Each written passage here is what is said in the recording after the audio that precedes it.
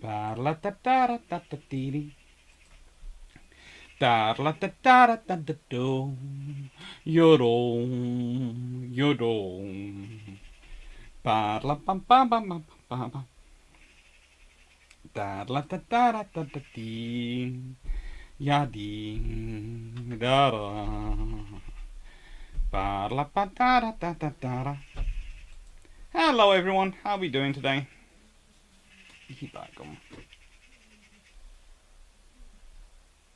Let's see if I can just adjust this just a tad. That should be better. Still, oh great, that was off. It's now Thursday, June the 3rd. Ay, caramba. How are we all doing today? How's life going? Are we good? Can we hear me properly? Hopefully we can. Right then, let's see. Hello Rick Vasava. Hello Peter Dawson. Hello Jess P. Hello John Shea. Hello. Better do it. Make sure I do it this side because this side apparently disappears off the camera. Well, I have it this big because I'm going to need to do probably the slideshow quite large at some point. So you know, that's why I position the camera where I have. Now, you can be afraid, and I can be very afraid, because this is what my sister gets as Coca-Cola. Yes, we're out of Iron Brew. She bought one bottle for me for a week. I feel like this woman, my lovely sister, my sibling, doesn't actually know me. Over a third of a century, we have been siblings. And she buys me one bottle of Iron Brew for a week. And then tells me she has enough in the house. Okay, wish me luck. This will be being replaced with proper Coca-Cola. And this will be being replaced with proper Iron Brew just as soon as one of my paychecks arrives. Joy of being on academic contract pay. Universities seem to treat your pay date as an advisory, not as something which should actually be adhered to. It's a case of, oh, are we going to remember it? Who knows? We might do. We might not. Hello, Carl Gaswick. Hello, John South. Hello, John Shea. Hello, Matthias Slavic. Hello, DGB40. Hello, Bijan.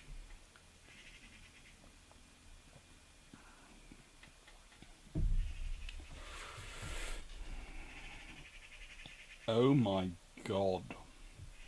Sorry, excuse the blasphemy. Ew. Ew. Just check.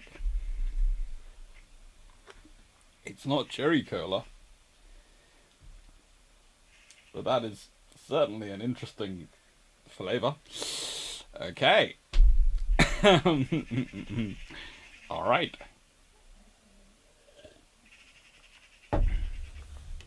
Hello, Greg Sadowski. Hello, Andrew Bend. Hello, Ian Carr. Hello, Roland Cash. Hello, Albert Zabdowski. Hello, Mark Kelly. I've got to Mark Kelly. Hello, Agnes Flo. Hello, Seneca Nero. Hello, Paul from Chicago. I like the camera angle. You like the camera angle. That's good. Hello, Jeff Beeler. Lots of space for large slides so I can read on myself. Yeah. Hello, Blue Shirt Butter. Hello, Felix B. Hello, Grace Stowski. Hello, Murdilu81. And Carl Rittenhouse. Hello, James Hodson. Hello. And that guy named Dan. Hello. Hello, everyone. And Peter Dawson. Hello. At least you're not a musician, otherwise the cola would be for the encore. I suppose I could get my trombone out, but that would seem a bit cruel to everyone. Right then. Bilge Pumps is back. Bilge Pumps 51 is up. Bilge Pumps 52 is going to be recorded. Bilge Pumps 51 had an interesting time to get actually up. Let's put it this way. I think I'm going to have to make sure everything is treble, quadruple, and quintuple checked. Very saucy. This is confusing. A naval channel discussing an Air Force command whilst wearing an Army t-shirt. There is a reason I am wearing this Army t-shirt, and it will become clear as we go through it. This is one of those topics which gets into a lot of fun. And I was quite happy when it was suggested by AdFab because it allows me to look at some of the various wiki myths which really do come out around Coastal Command. And the bottom one is taken from Coastal Area, and the top is from Coastal Command. And basically I've summarised what the myths are. And actually the RAF Coastal Command wiki is pretty good. It's got very few of the myths on, it's got very few stuff in it, it's fine.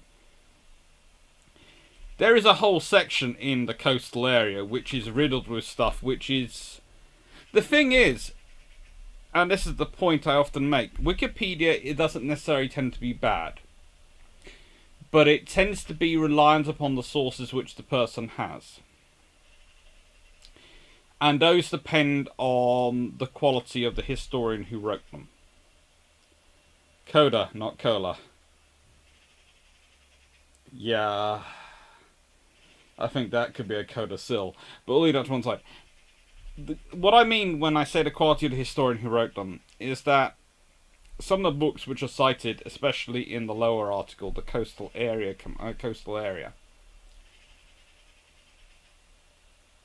those books are very, very out of date in their analysis. In fact, they're not just out of date in their analysis, they're out of date full stop. One of them has the thing that the RN regarded submarines as ineffective defensive weapons. I'll be getting into that. But the point is, they're basically saying that Coastal Command was neglected because the Royal Navy, which didn't own it, didn't prioritise anti-submarine warfare. Which A, isn't true, and B, it's not the RN's job to pay for it. The RN's job was to pay for the Fleet Air Arm. Which it did, quite happily. And we'll get into that. And it also says the RM was only focused on the battleship and ignored air power, which I think I've been over enough times to show it's complete and utter twaddle. Then, you see, there is a problem in history. And that problem is often the people who are looking back in history to justify where they are now and what they think is going to be the future, rather than the people who go back through history and read it forward. For example, if we're talking about it now, it seems completely absurd for people in the 1930s to be investing in basically what are concrete microphones to try and listen for the sound of aircraft flying towards you. Or rather, if we were in the 2000s. Because it's completely absurd, and we would say that's entirely waste of money. But until you get radar working, beyond visual range, sound is actually fairly good, and the sound does carry beyond visual range as a sort of early warning mechanism. And nowadays, of course, with some of the versions of Doppler radar and those sort of things we're talking about, well, actually, we're almost getting back to those principles. So, it's come again. So maybe they weren't so silly. Maybe they were onto something. Who knows? The point is, you have to think through it. And you have to work from the past to the present. You cannot look back and decide. And also, and this is going to sound terrible, but the Royal Navy, we'll be getting into it, but the whole idea the RN didn't, submarine warfare, The thing I always point out is people pick up one admiral's quote about submarines. It's ungentlemanly, underhand, and un-British. And they go, that shows the Royal Navy doesn't get submarine warfare. At the same time as one admiral was sounding that, several other admirals were organising with the Admiralty and investing in the fastest growing submarine service in any navy in the world. Yes, you have a group of opinions. You have a rather large navy with a lot of various officers, and you can't be a battleship. There was a good tweet the other day from Matt Warwick on Twitter. He actually tweeted at me about the amount of cruisers the Royal Navy builds in the interwar period. And yeah, they're a cruiser navy. If anything, the Royal Navy is a cruiser navy, not a battleship navy. They're building aircraft carriers, they're developing air power, but the trouble is you get them, 1939 catches them at the end of one cycle before they've started implementing the next cycle of aircraft. So life happens. And then delays that cycle, so they then have to skip that cycle to an extent and go into the next cycle. So they don't look like they're air power focused to a person who's just looking going, oh, they have a biplane. Yeah, that biplane happens to be the only long-range night strike aircraft available at the time. But it's a biplane. So, that's a mature technology available at the time. Lots of aircraft producing the same vintage are biplanes. You're in a transition period. The monoplane is coming, yes, but not everything is monoplane. And if you consider these days, when we're talking about anti-submarine warfare, we tend to be talking about helicopters rather than fast jets. But helicopters aren't as fast as jets are. Does it matter? No, because it's better at the job. And in 1939, the best thing for night strikes available was the Swordfish. Doesn't mean the RN's not air power focused. It means the RN's got different metrics of what it wants from its air power than perhaps the other services or other navies do. So, the point about RAF Coastal Command, and the reason I'm not recommending any books, is honestly I haven't found any good books. I've used lots of books for references to go through this, but I don't like any of them enough to recommend them. There are books out there on Coastal Command. You can find them with a search. If you want to read them, it's up to you. But I've got about 5 or 6, and all of them repeat some of the most silly things in them at all, on belief. And the most silly one is that comes through in about 2 of them, is that it's the Navy's fault that the Coastal Command doesn't get enough investment because the Navy's not prioritising anti-submarine warfare, and I'm sort of going, well, the Navy doesn't have the job of paying for Coastal Command. The RAF has made the case that the air was won. The RAF has won that case. The RAF at this point has control of Coastal Command. They always have control of Coastal Command. Ergo, if anyone's deprioritising anti-submarine warfare, it's the Air Ministry, which they are, because in their belief they're focusing on strategic bombing. There is nothing wrong with that. That is the RAF's priority, because that's what they view as the strategic priority. And we'll be getting into that. But it's, it's interesting.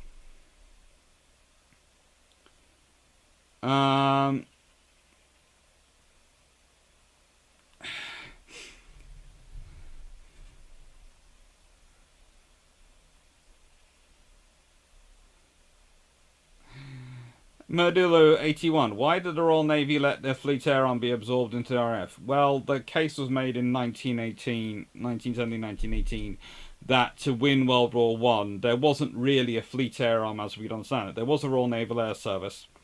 They were made joined with the Royal Flying Corps to become the Royal Air Force, because the Royal Navy at that point doesn't really have a lot of aircraft carriers. They do have maritime patrol, but the Royal Naval Air Service is also responsible for air defence of the United Kingdom, and are providing a huge amount of the aircraft supporting the army on the Western Front, and providing the aircraft supporting Gallipoli, and providing the aircraft supporting quite a lot of operations in the Middle East, and some of the aircraft going out the rest of the world. So honestly, the Fleet Air Arm, as it is in World War One, is operating more from land bases in support of the army. And basically, a large group in the Royal Flying Corps believed that the Royal Naval Air Service is getting preferential treatment, and therefore the only way that they can get fair treatment is if they join with them.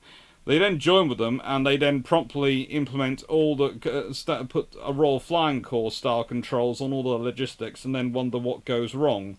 And they very quickly realised the reason why the Royal Naval Air Service looked better than them was quite simply they had a better logistics system because it had been set up by a highly technical and highly logistics focused service, i.e. the Royal Navy, which was focused on logistics and was used to dealing with supporting technical things, i.e. machines.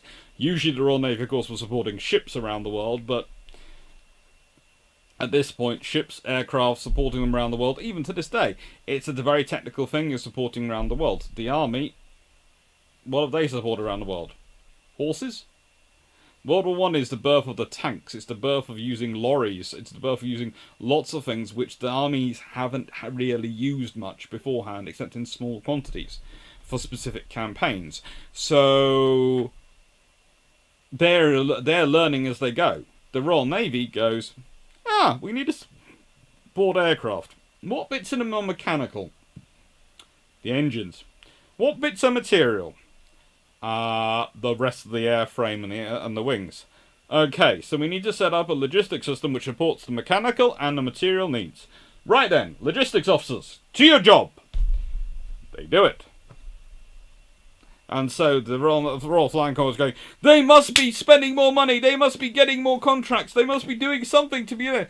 And you actually sit there and go, well, no, the average time for the Royal Flying Corps to ask for a new engine, or a new engine for an aircraft if it needed one, was about 2 to 3 weeks in certain points in World War One. They did get it better. You know, it did get better with time, but also got worse at other times. Consistently, with the Royal Naval Air Service, it was a couple of days, at most. Sometimes it was same-day delivery. They were practically an early form of Amazon, their logistics.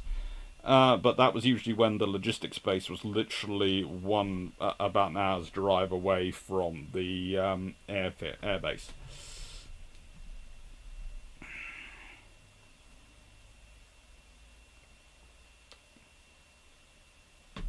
Oh, God. That is absolutely foul. I don't know what I'm drinking. Terrible. Anyway, so let's get into a bit of history, and let's talk about the coastal area. Hello, Petminter. Senecanu. Albazaski. Concrete microphones. How did that look? I haven't got them on here, but Tom Scott has done a video, Seneca Nero's point out, and I might do a video about them at some point. And Beatty was the first Sea Lord who did give up the Fleet Air Arm.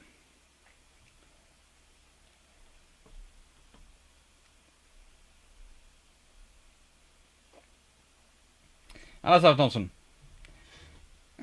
Let's see. Hello, Shanoitis. Hello. Right. So, let's start off with the history, because we got through the myths. Post-World War I, there are massive cuts in spending, and commanders are forced to make prioritizations. So, rather than salami slicing, basically different services decide to focus in their funding. This is nothing stupid. In fact, I argue it's better than doing the salami slicing, because the salami slicing creates a hollow. It really does. And for those who don't know what salami slicing is, it's something which is quite common in British defence terms. And what we do is we go, well, we'll just shave a company off. Okay? We'll take a company of tanks away, and we'll leave 2.5 squadrons of tanks. And we'll take a battery of artillery, or we'll take all the artillery down from 8 guns to 6 guns. Or, you know, there's all sorts of little options you do, so you look like you are still retaining strength. We still have tanks. We have a pitiful number of them, but we still have tanks. That was very much the method we use today. After the First World War, it's not salami slicing. After the First World War, navies are... Let's be honest, the Royal Navy gets rid of a huge swathe of monitors. We'll be talking about that in what was going to be Tuesday's, but is now going to come out tomorrow's episode on the Gorgon class. Because they just go. The Royal Navy just goes, whoosh, gone. We're not salami slicing, we're not cutting a whole generation of pre-dreadnoughts, gone. Quite a lot of dreadnoughts, gone. Completely gone. Just cut whatever you don't need, whatever's no longer any of use or you don't want to pay for the upkeep of, to try and retain the best of the key capabilities you need. You look at it very bluntly and you go, what capabilities are a necessity? What capabilities are a key? And what capabilities are sensible? And then what capabilities are nice to have? And the nice to have ones get cut. They're things we can generate from, in future if we have to, from institutional memory. So we make sure we write a good history of those. The key capabilities,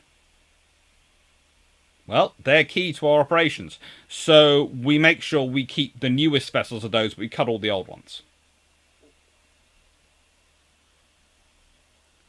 The necessities. Again, you get rid of the old vessels, you keep the new vessels, you also start to build new vessels. Hence, Hood. Because capital ships are a necessity. I'm sorry to everyone who likes to try and say that after World War I the capital ship was dead. It wasn't. Aircraft had not reached the point they were sinking ships yet at this point. You still want a giant, great big gun ship. You do.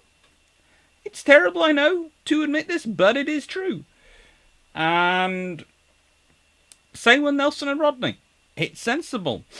They are useful. Look at what happens in World War II. The capital ship's not dead. There's enough fighting in World War II. So, all these things are going on. What's the Royal Navy stop investing in? Well, one of the things the Royal Navy does, it's built enough destroyers during World War I, it does start calming down on the investment in them. And this causes an interesting thing, because this is one of the things which has an impact on that whole accusation of anti-submarine warfare capability, i.e. the fact that they are not building new anti-destroyers to hunt submarines.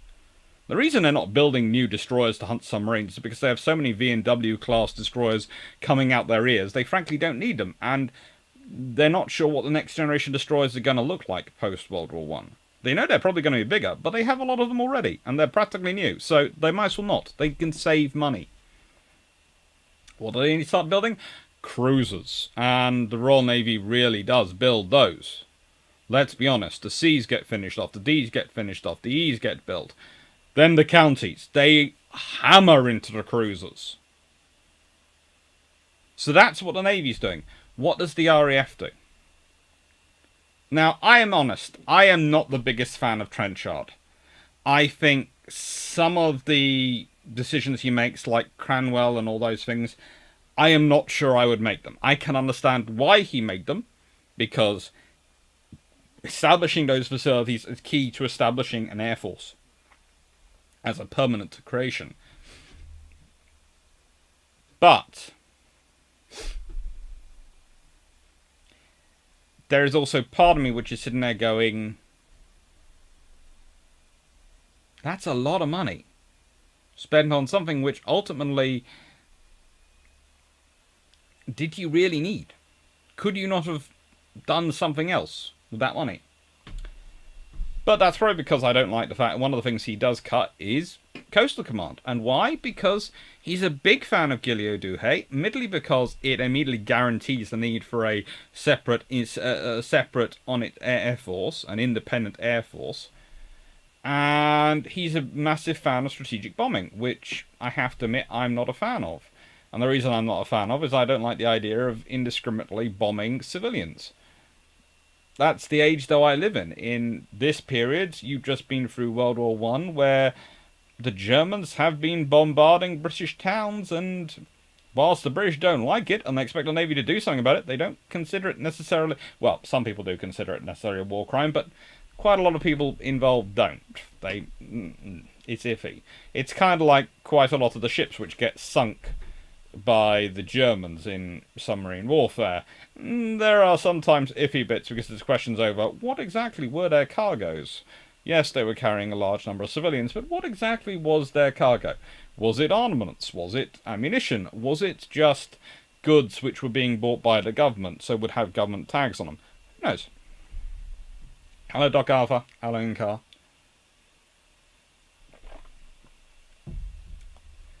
Bullshit Buddha. What was the more effective aircraft for Coast Guard? The short Sunderland or the PBY Catalina? Oh, the Sunderland is a nasty, nasty thing to take on. But the PBY Catalina can be got in larger numbers. Calm Cousin. Swordfish is the best night strike aircraft. An open cockpit to smell the wing leaves exhaust and oil fill the pot wash. Proper arguments pro Swordfish. Funnily enough, those very same arguments were brought up against the BF-109, where oddly everyone thought they were improper. Yeah. B. Dawson. A book I can recommend is Aircraft vs. Submarine by Alfred Price, but it's now a bit dated. I think that one could be a good book, but as I said, most of the books on Coastal Command I've got, which are from about the 1980s, 1990s, seem to be blame everything on the Navy. Shilmac, do you think the blame being put on Navy was the work of air power leaning historians? No, I think it's them reading some of the sources at the time, because some of the sources at the time try and blame it on the Navy, because that's easier than admitting it's something wrong with your own service.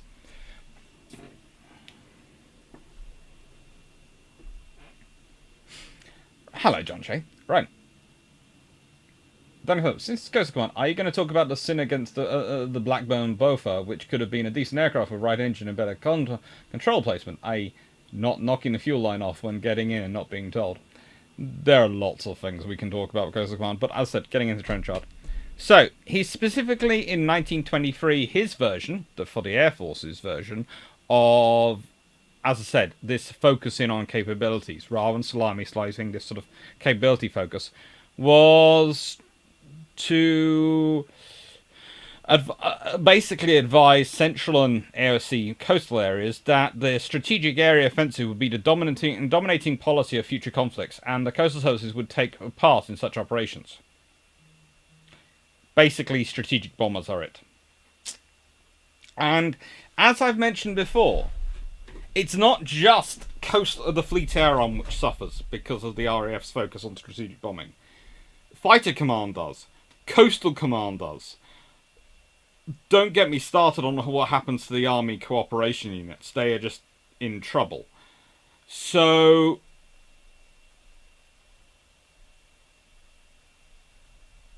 it's a nightmare for what's going on if you're in anything else. It makes sense if you believe that all you're going to need in the future is bombing. It is heavy bombing.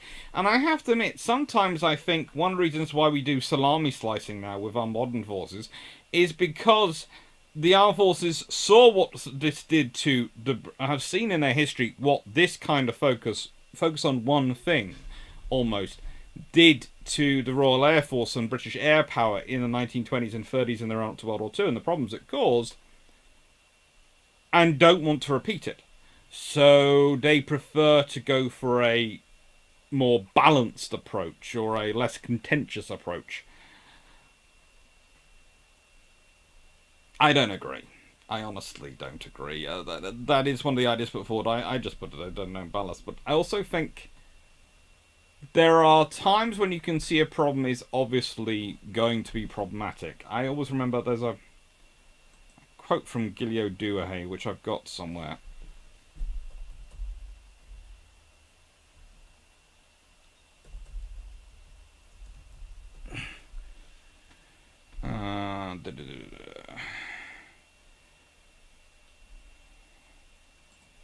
Let me just pull it up.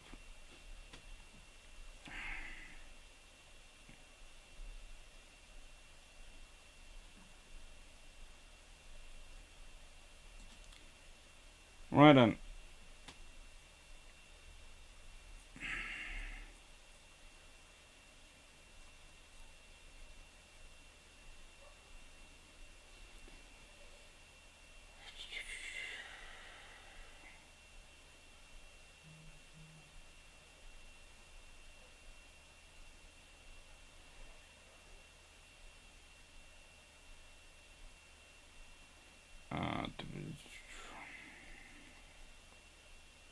Let's see, the heavy bomber. Boom, boom, boom, boom, boom, boom, boom.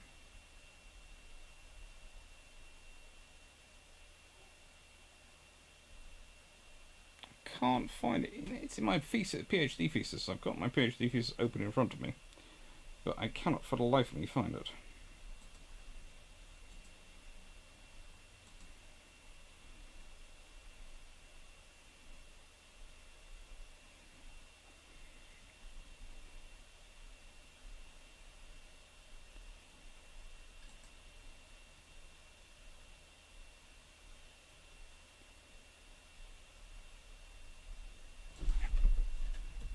Do have.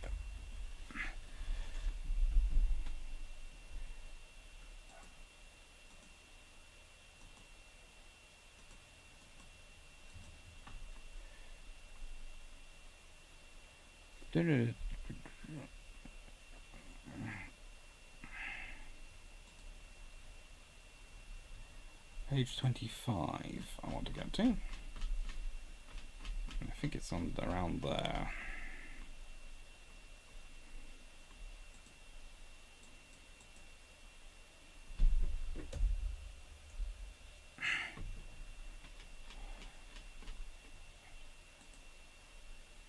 Sorry about this. If I'm going to talk about Duhado, I should talk about him properly. Ah, it must be in the next section. That's why it's not here. Uh-huh. Yeah.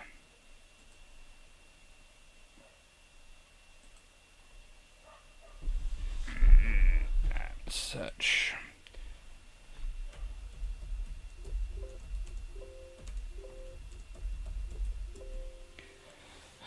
Basically, Duhé is talking about bringing in. His whole thing is about deploying heavy bombers loaded with 20, 30 tons of chemical weapons, basically, and actually devastating cities. So pretty much it's the nastiest form of warfare you can probably get. He's talking about bombers carrying bomb loads, which would be equivalent to, I seem to remember, a B-52 can carry. And he's saying that's going to happen in the next 10 years. And so this is what everyone's getting wrapped up in. This is what everyone's getting, excited by. And that means that there's no place for a coastal command in that. Wars are going to be over within hours, days.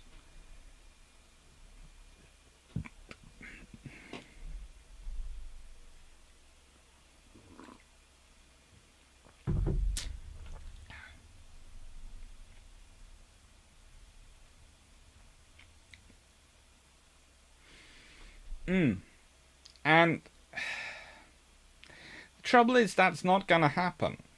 It's a constant refrain in history that you see. People keep going, war is going to be won in minutes, in hours. Look at Gulf War II. That was supposed to be won. Don't you remember? George Bush appeared on an aircraft carrier and said, "War is won!" It wasn't.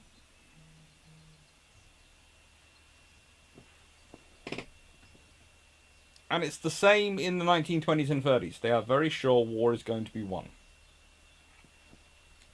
FBLA. To be fair, most of the monitors had aging 12-inch Majestic class turrets or American 14-inch guns, so hard to maintain ultra slow. They do keep the good 15-inch monitors. Broadly speaking, they do. The outdated capital ships were still very much needed in the Pacific, both as flak platforms and shore and land bombardment. Yeah. The RN also has a lot of good RNS class destroyers to go to V&Ws. That it does.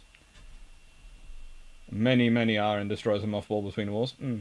Sure, Mac. RN was in a very similar situation to the USN. They had old battleships they didn't want, and modern destroyers coming out of their ears, and a dearth of modern cruisers. Although, to be fair, the fact was the RN had a load of old cruisers it was replacing. The US Navy just had a dearth of cruisers generally, because the US Navy seemed to have an inability to order a balanced fleet up until about 1930 something. So no, strategic bombing does one thing really good: getting civilian population hyped up for war and keep resisting you. Peter Dawson, in the early 1920s, the RAF was cut to a bone with no fighters to defend the UK. Completely true. But the reason they had no fighters to defend the UK was because of this guy. Because he was focusing on the bombers. They had money coming in, but he was spending the money on building Cranwell, on building...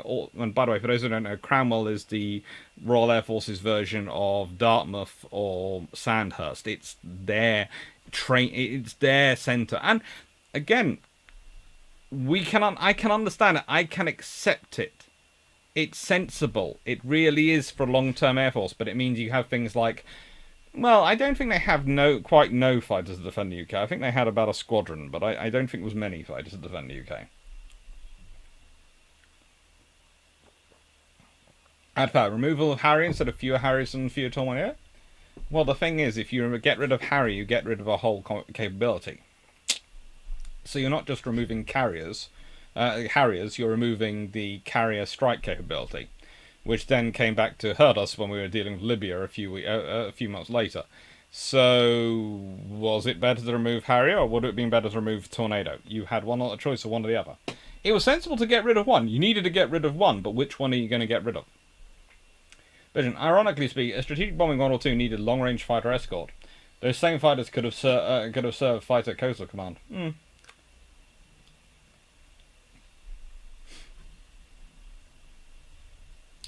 Jeff Beale, in 1918, much of the RNAS was on the Western Front, so it made sense to combine those units in the Royal Flying Corps. Adding the rest of the RNAS service was a consolidation of resources, since most of it was land-based. As I said, yes.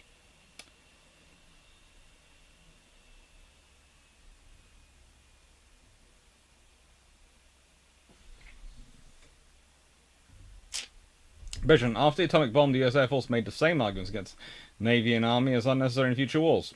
Those arguments have been coming around for a long time.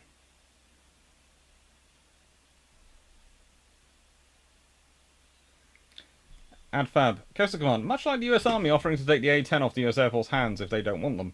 Ergo, US Air Force still operates them.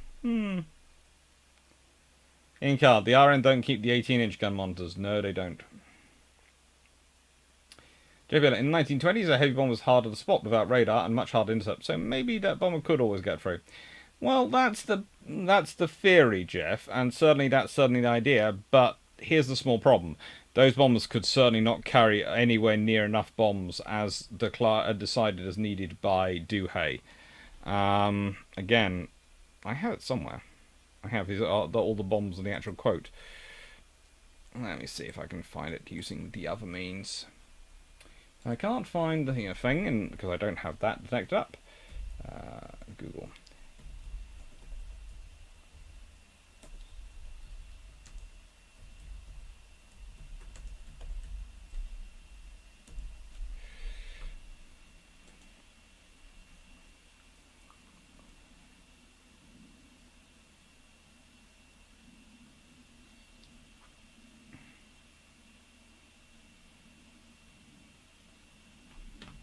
Nope.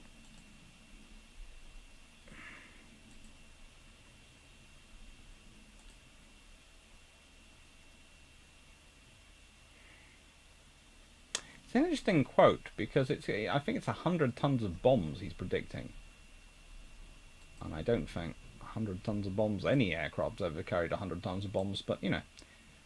I think actually Duhay might have a thing, but I think once we get to that point, it'll be space aircraft, i.e. spaceships will be doing the bombardment. I think they might win it for him,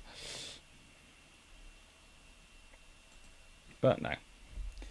Anyway, so while I've got that hunting for the quotes, hello Vision, hello Constantinus. Right then, so. Why set up Coastal Command in 1936? Because it's the coastal area up to 1936. And it's really, really underfunded. It's really undersupported. It's basically ignored.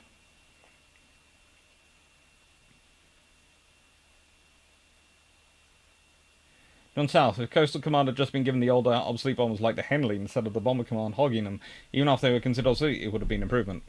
Probably. But Bomber Command liked having the aircraft. So, 1936, of course, funding taps being turned on. There's Japan being Japan, and there's Nazi Germany being Nazi Germany. There is Mussolini's Italy being Mussolini's Italy. And on top of that, there's all sorts of weird stuff happening in Spain, which hasn't quite got fully going yet, but it's getting there. And so this rather interesting gentleman, Sir Thomas Inskip, becomes Minister of Coordination of Defence. And please note that he's made that Coordination of Defence in March 1936. Okay. Now, Rowan Cash, no, it's nothing to do with the Ajax. I will be getting to it, though, to tanks. So, they'd still ignored Coastal Command, but there was now a problem. The Admiralty were kicking off majorly over the Fleet Air Arm, and by the beginning of 1936, most people in the RAF knew where it was going. The Royal Navy supplied 70% of the aircrew.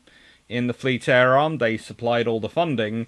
They were supposed to be setting the specifications via the Air Ministry, but the Air Ministry was still playing around with that, so that was causing fun. And basically, there were lots of problems going on.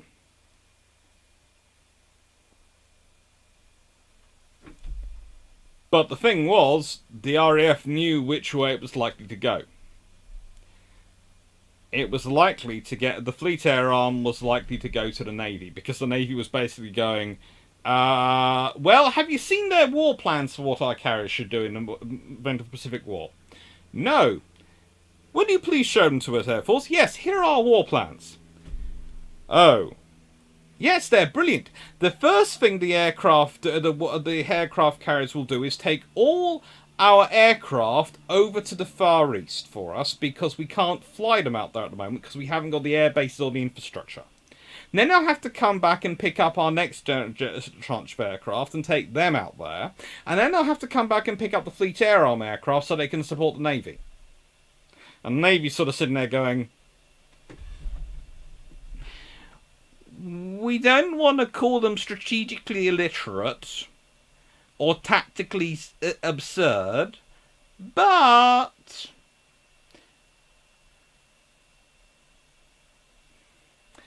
to which point the government goes, okay, so the actual plan is going to be you hiring merchant ships to take your aircraft out there, and the Navy will get to keep the aircraft. Oh no! Then the Air Force are responsible for going, well no, because we control what aircraft go on the carriers, so that's not going to happen.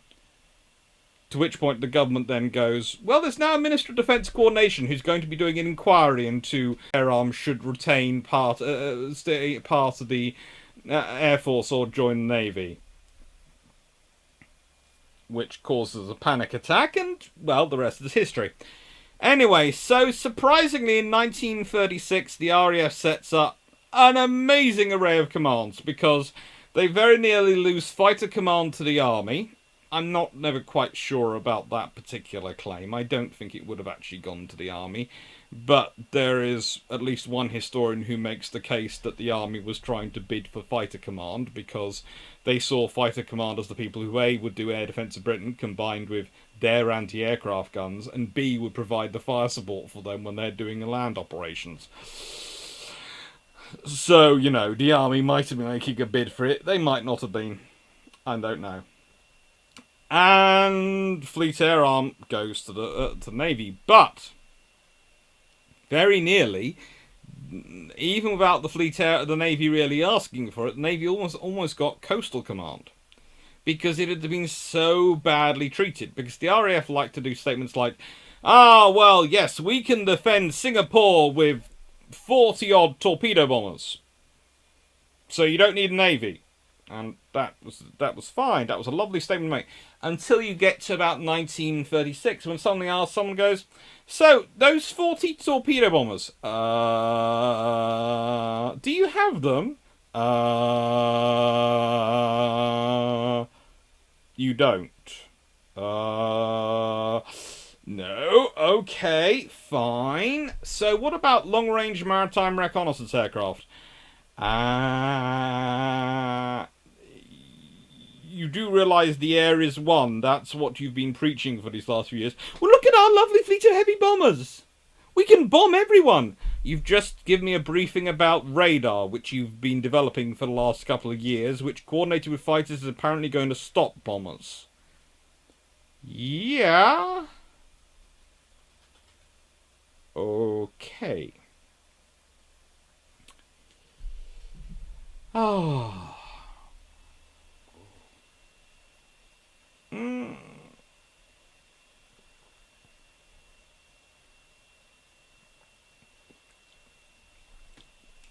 It's got a pound of aniseed in it or something. Contains phosphoric acid. And caramel. And caffeine. So usually I like coffee cakes.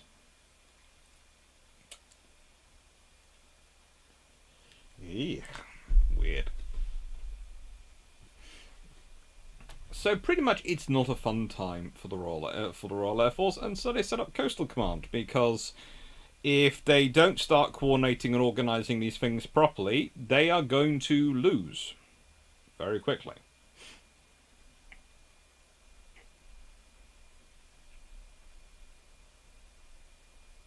Then it hurts. Against shipping, specifically capital ships, you need high altitude for penetration and low altitude for accuracy, which makes dive bombing so scary as it combines the benefit of both. Sort of.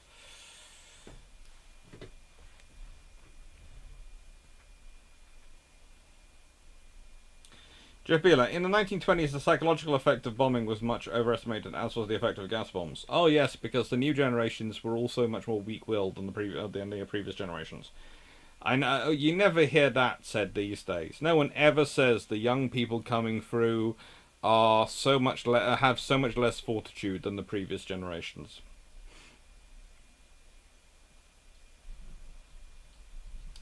God Jagger, I would note with regard to strategic bombers in the 1920s and 30s, if they had dropped chemical and biological weapons on German cities, the war would have ended quickly.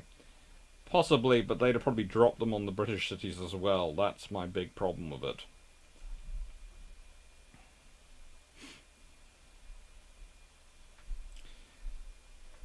And as Bichon says, the theory you can bomb till the population rebels has proven untrue time and time again. Yeah.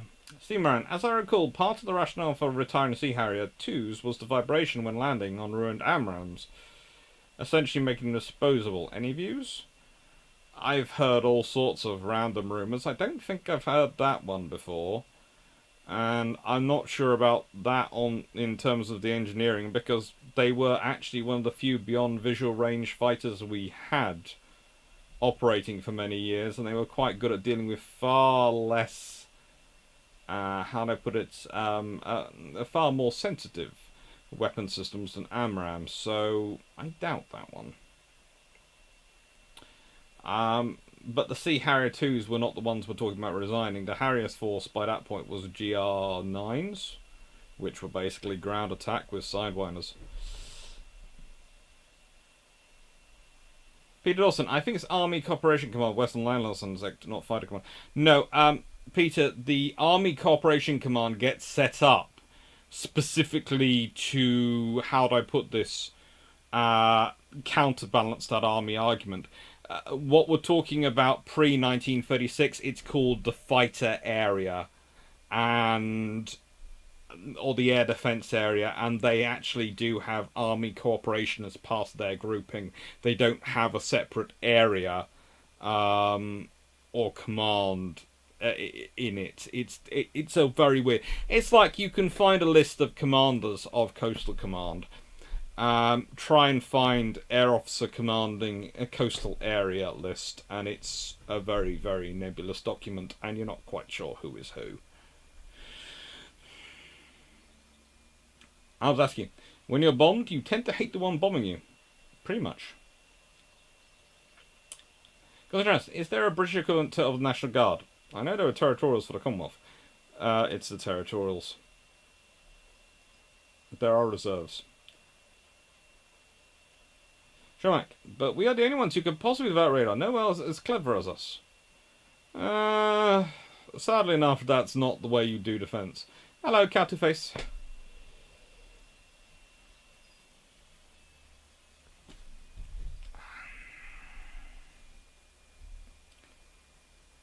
Rowan Cash, what's the confused strategy due to a fractured command structure in the Royal Air Force? It was due to many things. They were slightly strange. So, Gross you set my sarcasm. Gross damn it, you set my sarcasm to tick off again. Now I have to reset it. I get very sarcastic when I start looking into the history of Coastal Command. Medal 81. Has anyone heard about the chief U-boat killer Coastal Command, a fellow cadet called Terry Bullock? There were a fair number of those. Coastal Command got very good at killing U-boats. They weren't necessarily the best, as they always claim, because there is... One of the interesting things is they include a lot of Fleet Air Arm swordfish units which operate under Coastal Command's umbrella when they're operating from shore in their kill numbers. And you go, that's saucy. Adverb. Army aviation versus tactical aviation. Always humorous, e.g. ground attack going to helicopters and the army getting on to weapons.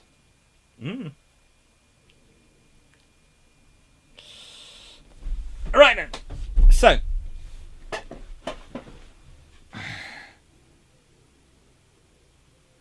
Adverb. Impressive how the quality of Coastal Command leadership climbed once the shooting started, no longer a dead end imposing.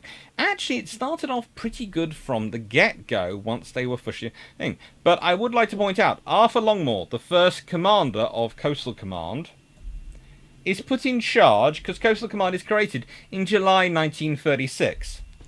Inskip is appointed in March 1936. So it goes March, April, May, June, July. We've got Coastal Command set up. Please, we have Coastal Command. We have a very good officer in charge of it. We have a guy called Arthur Longmore, who is a very good officer.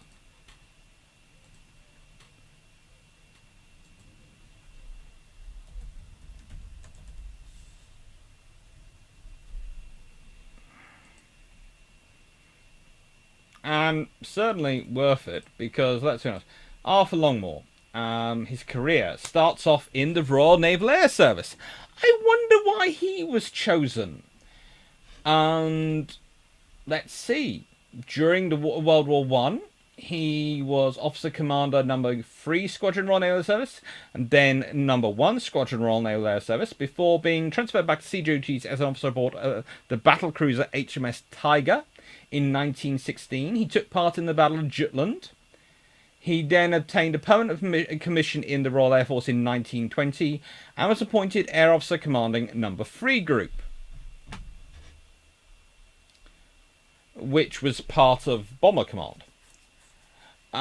He was then made Air Officer commanding Number 7 Group in 1924, then Director of Equipment for the Air Ministry in 1925, Chief of Staff of Headquarters at Inland Area in 1929, at which point then he's promoted Commandant of Royal Air Force College Cranwell in December 1929, Air Officer Commanding Inland Area 1933, Air Officer Commanding Coastal Area in 1934, where he writes and sort of basically starts making the case, and then he's made the Air Officer, the Commander of Coastal Command in 1936, and then goes on to become Commandant of the Imperial Defence College in September 1936.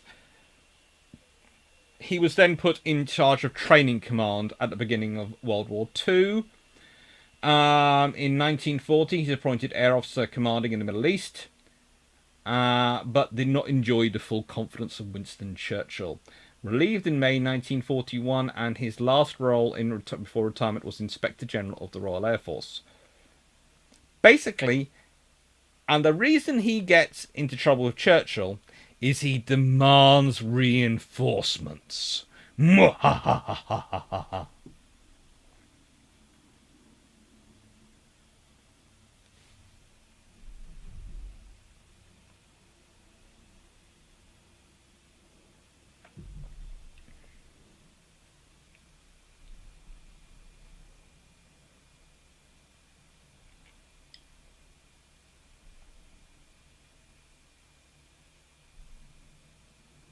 Hmm.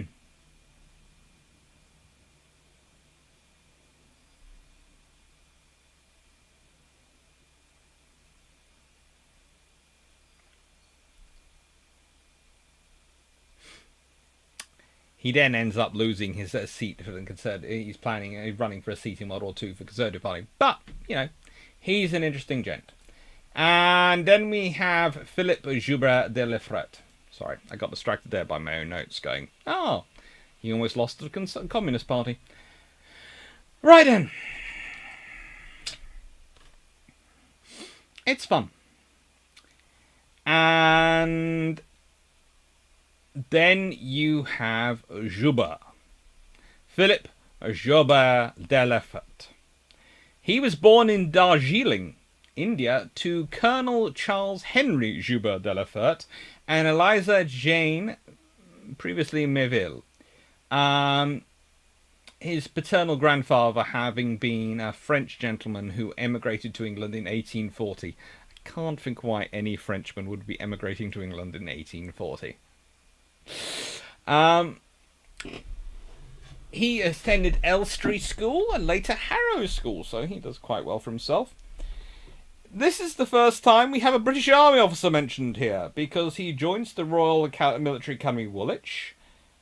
Then he joined from 1907 to 1913. He serves in the Royal Field Artillery, rising to the rank of lieutenant.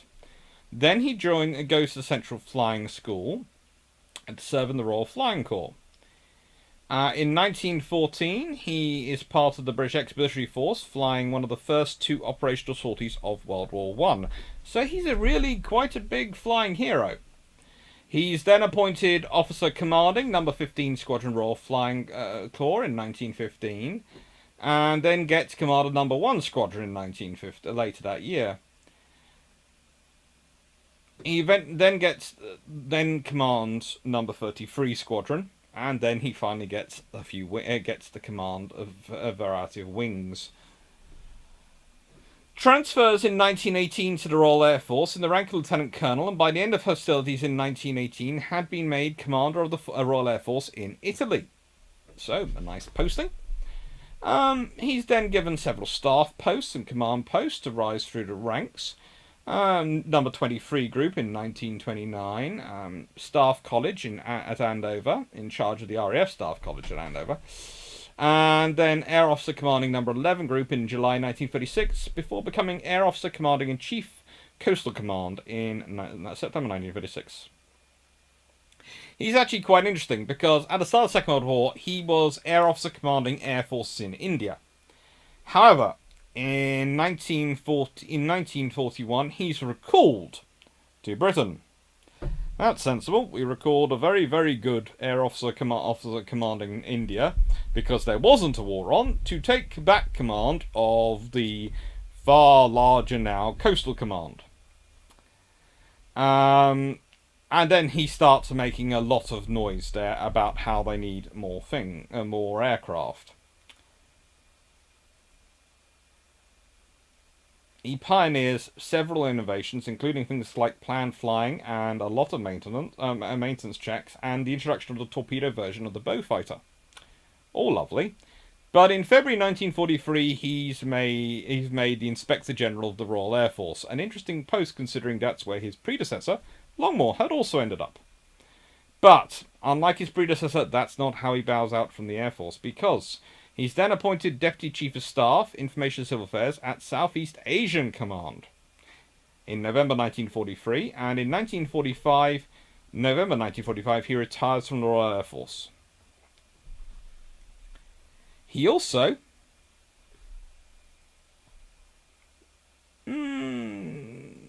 actually writes some books, and this is actually worthwhile reading. Excerpts of this is one of the things that I found quite interesting in terms of looking at the fleet, the Coastal Command. And it's The Fated Sky, an autobiography, The Third Service, which came out in 1955, Rocket, 1957, Look at Aircraft, 1960, Forgotten Ones, The Story of Ground Crews in 1961, Fun and Games in 1964. The Forgotten Ones, The Story of Ground Crews, is really quite interesting, because it shows that Delafert, for all the fun I make of him being an army officer, really is an artillery officer in his experience, in that he does look after his personnel and does worry about them, and doesn't think necessarily it's only the officers who matter or only the pilots who matter.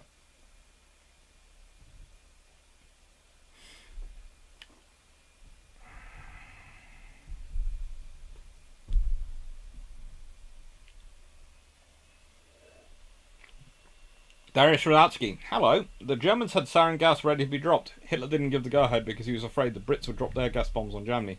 He remembered what gas attacks feel like.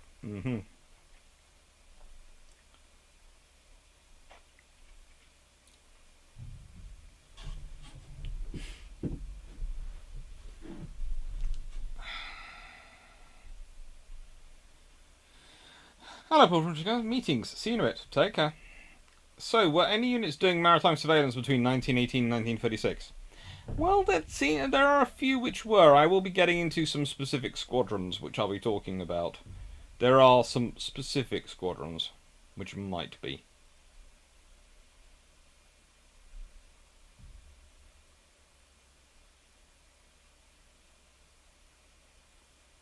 Bows out of Seek, right? Strategic Southeast Asia Air Command, right when things were getting hot again.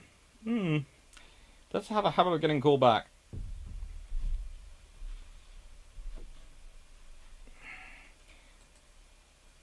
But he's a good officer. At certain points, there are rumours that RAF Command, Coastal Command, basically consists of like one squadron. And we'll be getting onto that in a second. But there is, of course, another leader to talk about. And that's important because, well,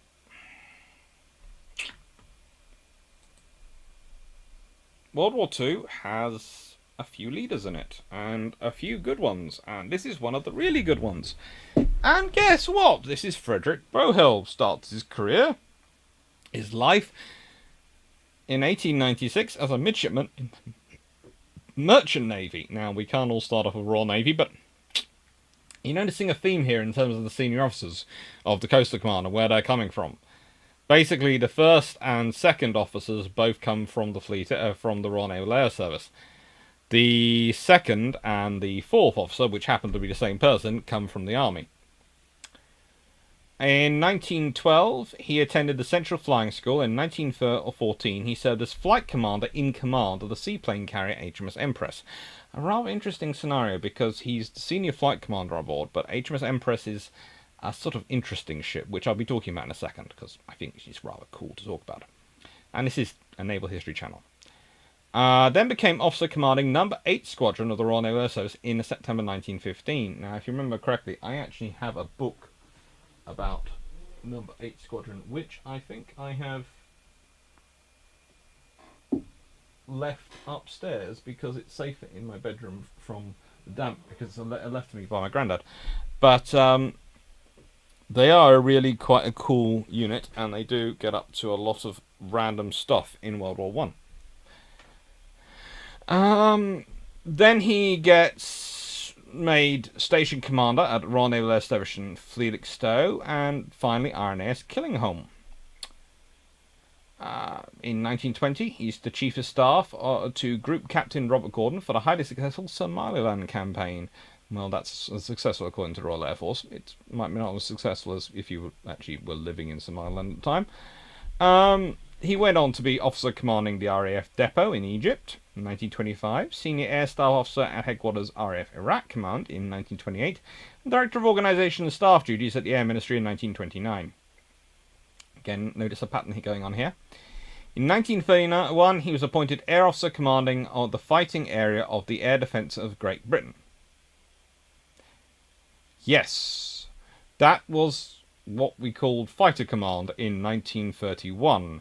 So he is, at one point, Air Officer commanding the fighting area of the air defence of Great Britain. Doesn't have the same ring to it as Fighter Command, does it? I think Dowding would have probably been less keen on that one. More correctly, it's Harris's Bomber Command, Dowding is Fighter Command. Yeah. My brain didn't let me down there. That was close. And in 1933, he became air member for personnel because the Air Ministry and the air was sort of structured on a similar line to the lovely Admiralty Board.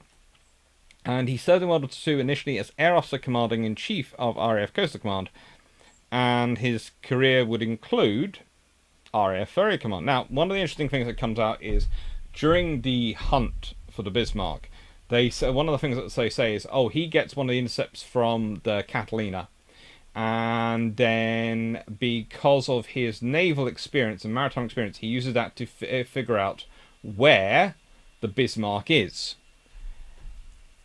Now, this might be the case, but it also might be one of the stories put around to cover up for the role of Bletchley Park. So you're not quite sure. Right? There's a lot of stories out there which are there to cover up for Bletchley Park, and they do work quite well.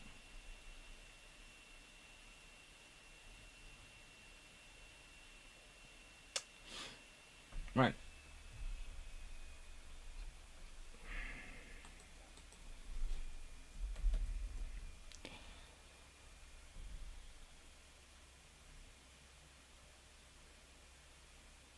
Jeff Beeler, I'm getting the sense there was no centralised naval reconnaissance unit. When was one established? It wasn't. There was Coastal Command, which did long-range maritime patrols, but Coastal Area would theoretically do that, but we'll start getting into their aircraft in a second. And when I start telling you their numbers of aircraft, you'll realise quite how not that was the case. So naval reconnaissance, in terms of air reconnaissance, relied upon, well, walruses and, well, when they came into walruses, but prior to that, supermarine, I think it was otters were the ones prior to walrus. I'm trying to remember. But yeah, they had various aircraft. But it was basically the fleet era was what the Royal Navy relied on. Inkar, even retired, Trenchard still had a strong influence over RAF politics. Oh, yes, he did. After all, he was Lord Trenchard. One book I read about RAF Coastal Command was titled Cinderella Service. Accurate? That quote actually comes from A.V. Alexander, who was the Royal Navy First Lord of the Admiralty, in World War II. And, yeah, it's accurate. They were the Cinderella Service, because here's the problem. The Fleet Air Arm, they might have not been wanted by the Royal Air Force. The Royal Navy might have problems, but they at least had the Royal Navy fighting for them. No one was fighting for Coastal Command until World War II happened. It was practically a problem. This is going to sound terrible, but bear with me. There are a lot of people who are very, very keen on support on this sort of long-range maritime patrol capability in the Royal Air Force. But then look at what was the capability gap taken recently. It was Nimrod, which was cut and cancelled, and then it's taken us a long time to get the P8 into service. And even then, how many P8s are we buying? I have to admit, I'm noticing a similar thing in airborne early warning. AWACS aircraft, airborne air warning and control aircraft, because we're getting 3, maybe 4 wedge tails. They're not sure, and you sit there and go,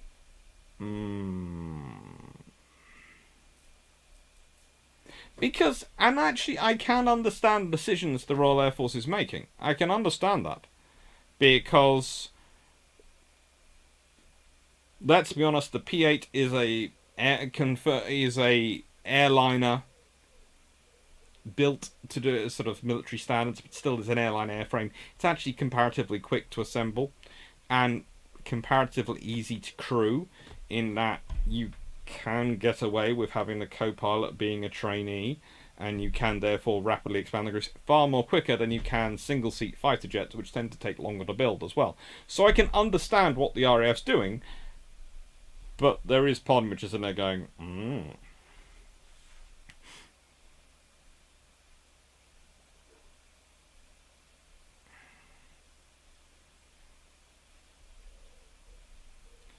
Medlu 81. How effective was the coastal command over Bay of Biscay against U-boats returning or leaving their base in France? With ley lights and airborne radars, which Germans developed Mattox receivers for. It was a constant battle of technology, Medlu 81, and honestly, they were fairly effective, but they had good times, bad times down. You know, there was a constant technological battle. They'd get an edge. It would give them a lot of, allow them to take out a fair number of Germans, and then the Germans would get an edge, and they'd have a dry spell, and then they'd get another technological edge, and this is what would happen. And it was a test of wills and skills.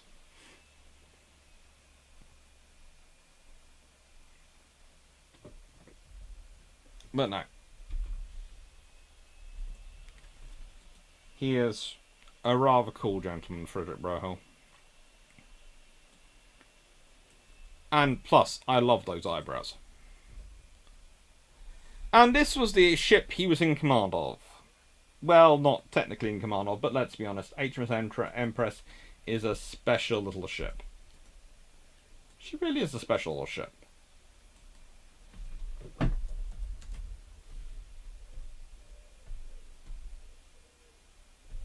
She is launched in 1907.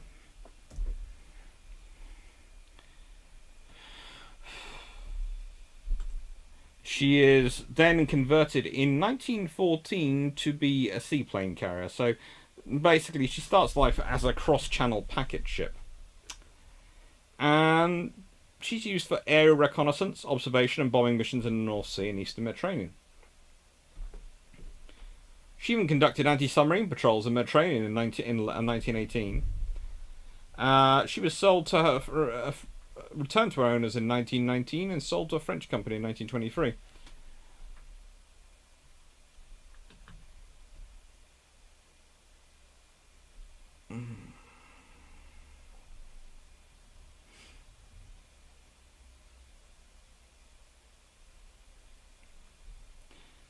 She carried 4 aircraft, normally seaplanes, and they went through several different types of them actually during her time. She had quite a big hangar provided her by Cunard of Liverpool, and the hangar and rear structure and a pair of cranes were mounted, as you can see, at the end of the hangar to allow her to hoist in her seaplanes. She's quite a good little ship. Honestly, she's cute. And you'd never realise that she weighs, well, nearly 2,600 tons in full displacement. So she's weighs a little bit more than a destroyer, but a little bit less than a light cruiser at this time. She's cool. She's a good-looking little plane. Well, good-looking little ship. She can carry some good little planes as well. Did she carry the Blackburn? No, that was a bit before. That was a bit after her time. John Luke, good evening. What was going to be Coastal Command's response to Operation Sea Lion? Send in every aircraft it had. That was basically the plan for everything. Was we are going to attack with everything we can at night and at day. Basically, the Germans will get no rest.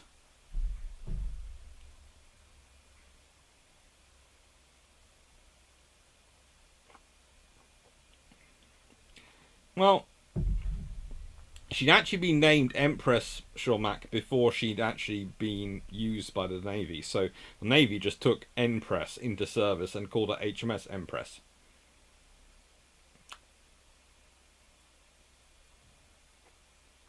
How was tasking decided on RAF versus Royal Navy versus Royal Air Force, i.e. operational? E.g. Bismarck or sea areas to patrol act? Let's put it this way. During World War II, and there's a reason this is 1920s and 1930s, so I've left a lot of World War II out of it, and I think I'll have to do a follow-on for World War II because it's quite... Some of those politics are really quite vicious, what gets involved in it. Over who should have tasking, over how they should be tasking. It basically ends up with a practical system developing where the Royal Navy makes requests to Coastal Command, and Coastal Command tasks its aircraft as appropriately. But the Royal Navy doesn't technically task Coastal Command, because if they try and do that, the RAF higher command hierarchy then starts to say, no, no, no, no, no, they're our service. Then you've got to go up to the Admiralty, through the Air Ministry and down, if you're going to try and do that. So its requests can go down a few levels and actually get done. Carl Guzman, HMS Empress, 1918 ASW operations in the Mediterranean. Did she have any success? That's debatable, but it's always debatable if early anti-submarine warfare operations would have had any success.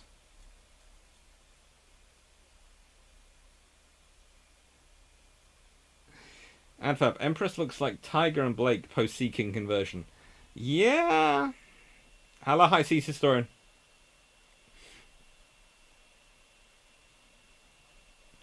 Jeffrey, I was envisioning something akin to Fighter Command's ops rooms, or that of Western approaches. I guess the latter is closest. How were the attacks on located ships handled? Well, see, again, you've got advantages. If you're talking about Western approaches command specifically, that was set up as a joint command with ops from the Navy and ops from the Merchant Marine and ops from Coastal Command in there, so they could do the jointly tasking. And they do a lot of work to get it jointly tasking and get it working together. But those sorts of organisations are set up during war and as they go. And that's one of the key things that Percy Noble does when he's setting up Western Command, is setting up, getting the joint commands through. And he has to do a lot of very, very complicated inter-service diplomacy to get it sorted.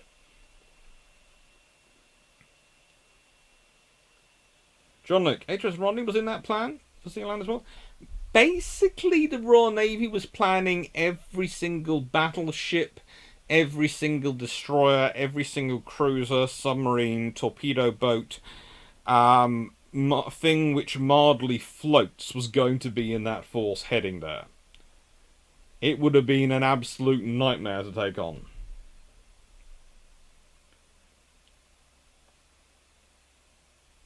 Can't go through. HM Price. If our planes engage subs, that's at least theoretically 4 subs to dive, and preventing attacks is a success. Well, that we can claim a success then.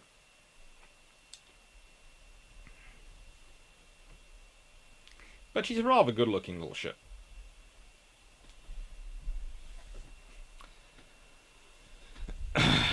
Stress, I would love to see a comparison and contrast between academia and the military in terms of internal politics and absurdity. Two institutions derived from the medieval era that dislike change. I wouldn't, because I'm not sure who would win. Although, I am currently watching the skies get a bit darker. If they get too dark, I have to go and put canvas over my cement bags, which I have outside my window. I haven't yet put the canvas up. I'm just going to check the weather report, and that's what I'm doing on my phone. Literally turning the phone on to check the weather. Yeah, still sunny. That's fine. Check if it's going to get rainy at all.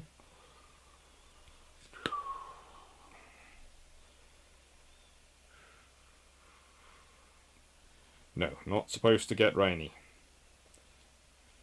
Hang on.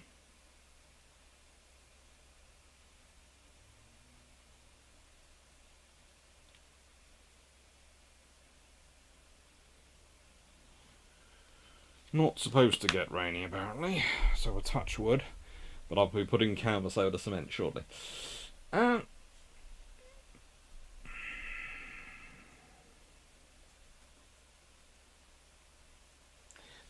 that the worst E-class ever? No, that's HMS Empress. She's a seaplane carrier. Darius Reynolds, if the cement gets wet, it's game over, buddy. Yeah, that I know. I know. And some of them came in plastic bags, and some of it came in paper bags. And, you know, those lovely things.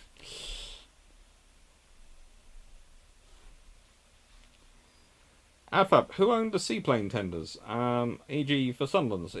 Same RAF group that rescued Dan Emmon? To an extent. That was all done roughly through Coastal Command.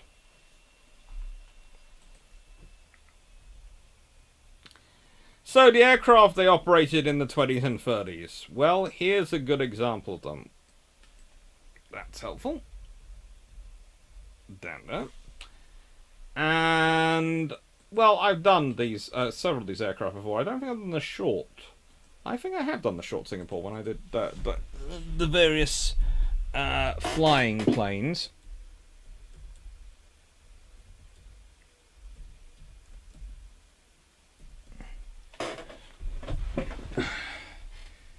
The Felixstowe F2, of course, came into service in 1917.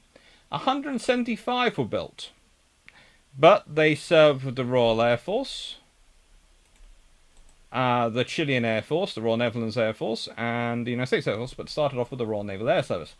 And originally they served with the number 228 Squadron RAF, number 230, 231, 232, 234, 240, 247, 249, 257, and 259, 261, and 267.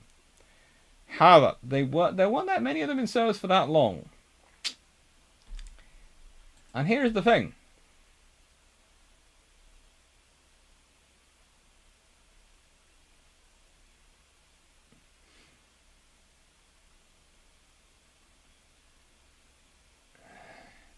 You then get on to the F5, and that has one built by the Seaplane Experimental Station, 23 built by Short Brothers, and 2 built by Dick Kerr and Co., who are in Scotland, which are the ones which are basically built for the UK. 10 more are built by Gosport Company, Aircraft Company, and a couple, Bolton Pool and Saunders Row, managed to manufacture some hulls for them. But the rest of the 163 aircraft are built for other nations.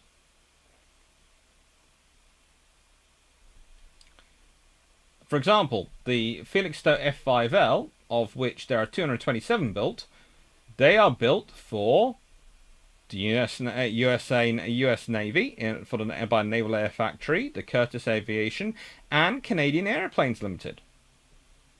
So more of them are built for other navies than are built for the Royal Air Force.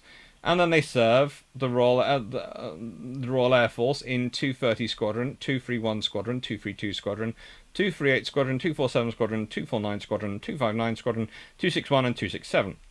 So you've got the same 2, 4, 6, 8, 9 squadrons. Roughly 9 squadrons with roughly... Actually, no, they also got the Phoenix one, didn't they? So that's 40, 50, 50... There's pretty much 53 aircraft split between 9 squadrons. So we can all work out how many aircraft per squadron they have. For those who come up with 5, but with some squadrons having 6, but one but you know, them being one short of every single squadron having 6, that's it. And then we can work out from the operational capabilities where they are, what they're doing. Not much. There aren't many of them around. And these are the aircraft which stay in service from 1918 to 1930. That is, the F5s are the key ones in service.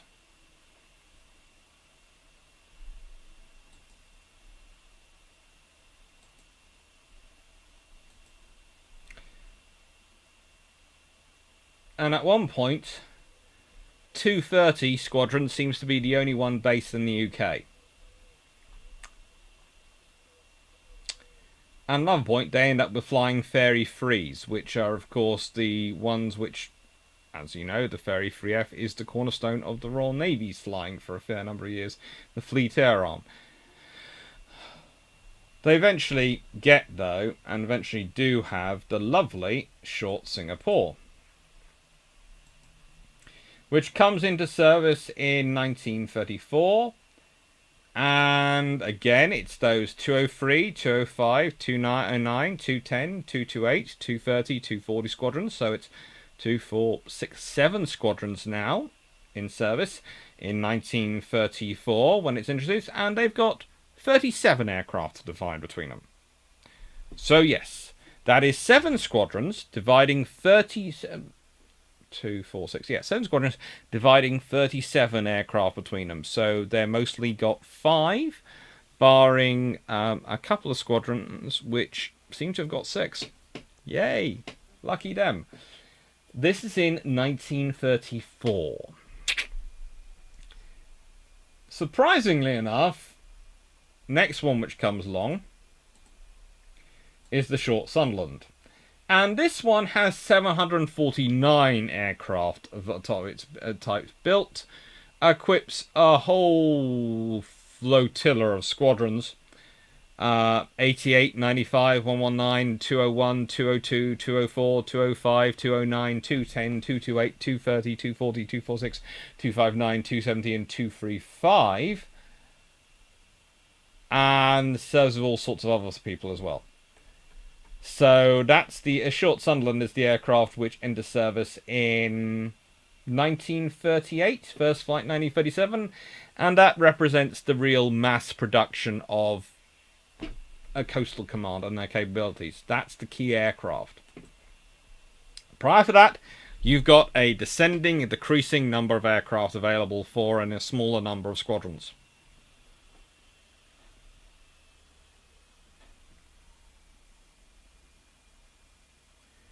So, Thompson, canvas doesn't exactly mean keep water out. I believe you mean tarp, Doctor. Probably. Tarp will probably be more sense. I was actually... it's canvas which has been painted or something. Vigilant, did Coastal Command help with weather reports and forecasting World War II? They did a bit, but there was actually also a special weather meteorology department and section.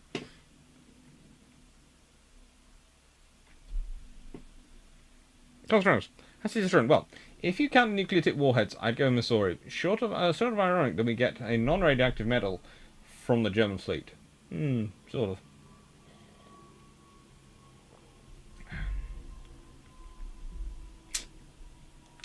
In Carl, these flying boats were intended to cover all Empire sea routes. Well, that's what the RAF claimed.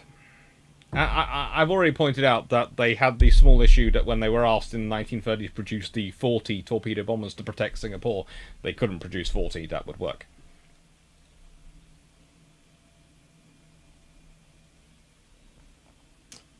I see historian. What is the smallest ship to have a seaplane in the Royal Navy? Probably one of the E-class cruisers. They're fairly small.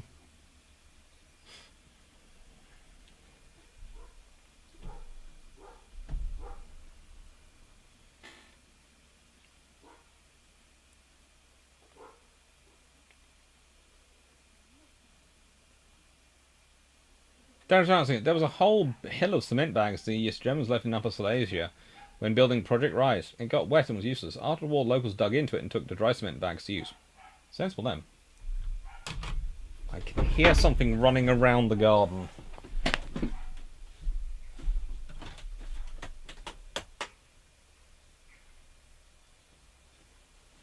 No. The fluffy research assistant is not running free through the hose. Jeff Bieler, what was the chain of command for flying boat squadrons? Well, theoretically, they had the same squadron commander as anyone else in within the squadron, and above they'd be organised into wings, groups, and then theoretically up to coastal area or eventually coastal command when that came into existence. That becomes far more definite, and certain during World War II when there is far more aircraft. However, when you have a squadron which theoretically has a bit more than a flight's amount of aircraft, and that's what you have available in the Far East, having then, whilst it's theoretically then There would be administratively the layers, but they might not actually exist.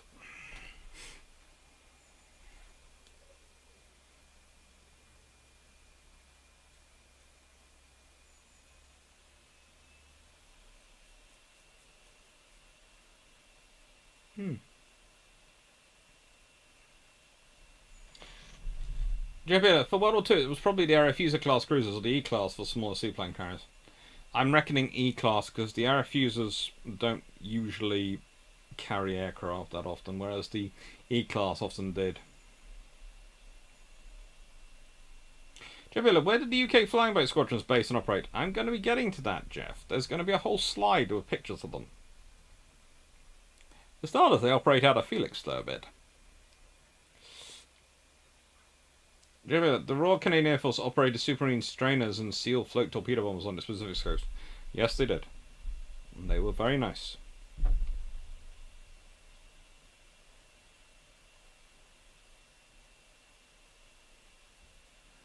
Didn't the RN get some seaplanes on C class? I don't think they kept them on that. Not really. Medulla 81. How effective coastal command in Mediterranean against access shipping between Italy and North Africa? Several Buffonts and Wellingtons deployed in Malta. Were they successful? They were successful when they were deployed. When they were available there and they had the logistics and the supplies in order to do their job, they were successful.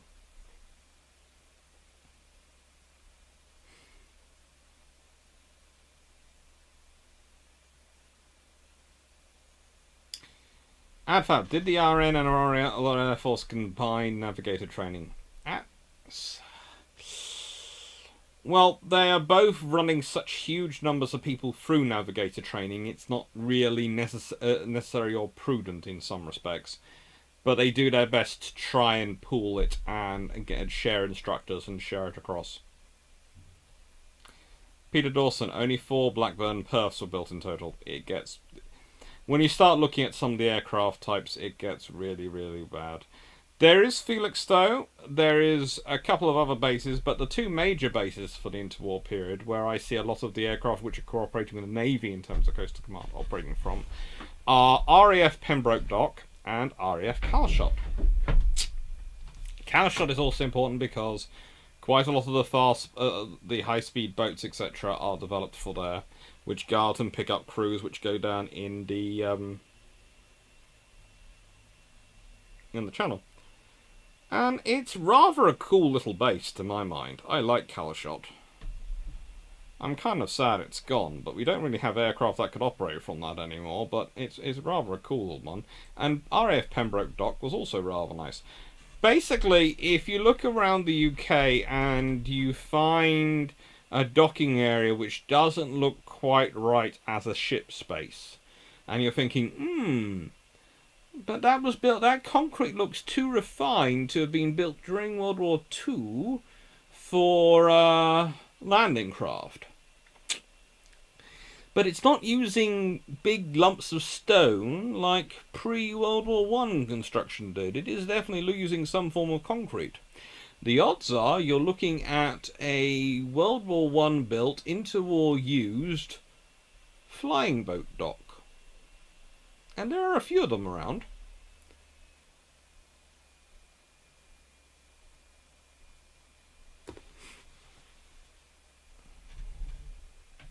What's the plane in Pembroke Dock? It's actually a German plane operated by the Dutch.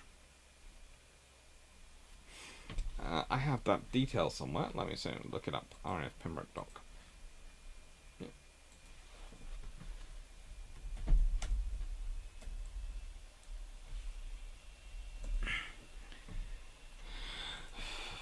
It is a Fokker T8W seaplane of 320 Dutch Squadron Royal Air Force.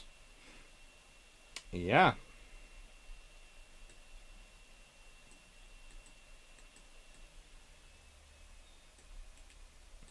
The lovely Dutch bringing across their German aircraft.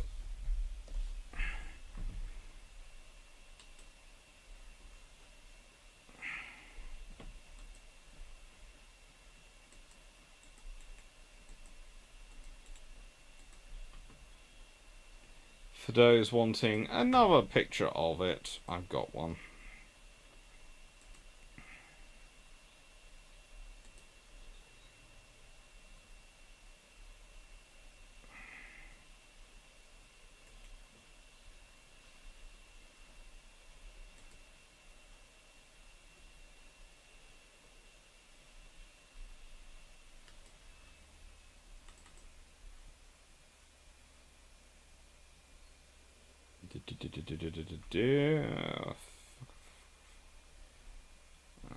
Where is it? Where have I got put it?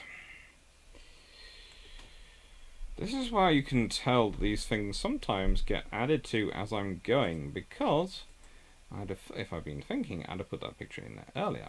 There we go. Doesn't she look, well, interesting?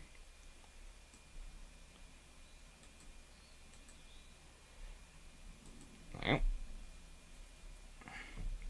an interesting little aircraft.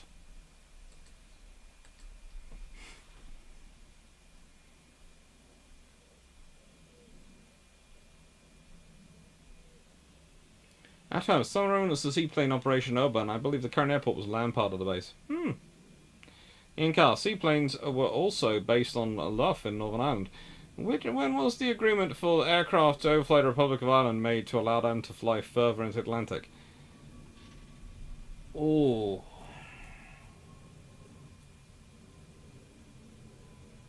There is a debate over when the informal agreement is made and when the formal agreement is made.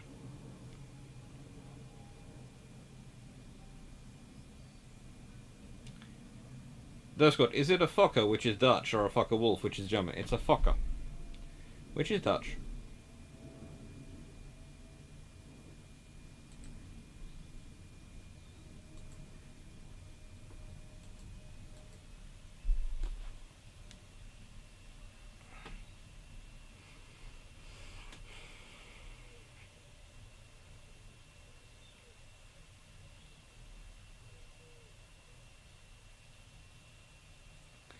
But let's be honest, the aircraft does look more German than British in its inspiration. But crew of 3, a range of 1,418 nautical miles, 600 kilograms, or that's 1,323 pounds of bombs or torpedoes. Yeah, it's a fairly decent aircraft. It does service with the Luftwaffe, the Marine Luchtvaartdienst, the Royal Netherlands Naval Aviation Service, and the Royal Air Force in its time. It's a nice little aircraft. It is.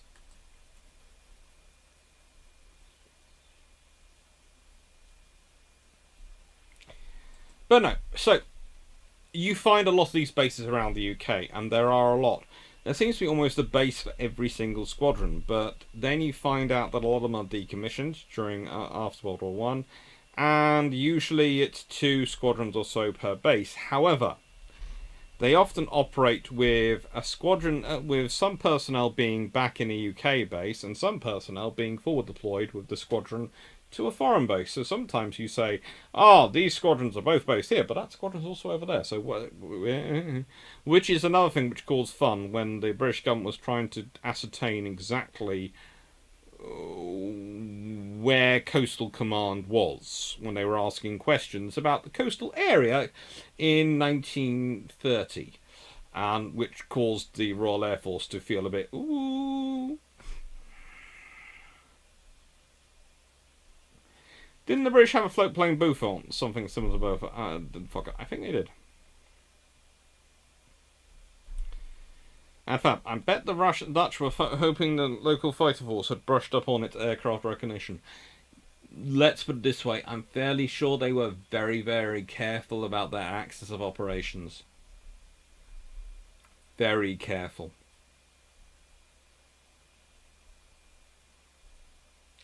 Sure, Max, something that looks German developed in the interwar Netherlands. Where have I heard this story before?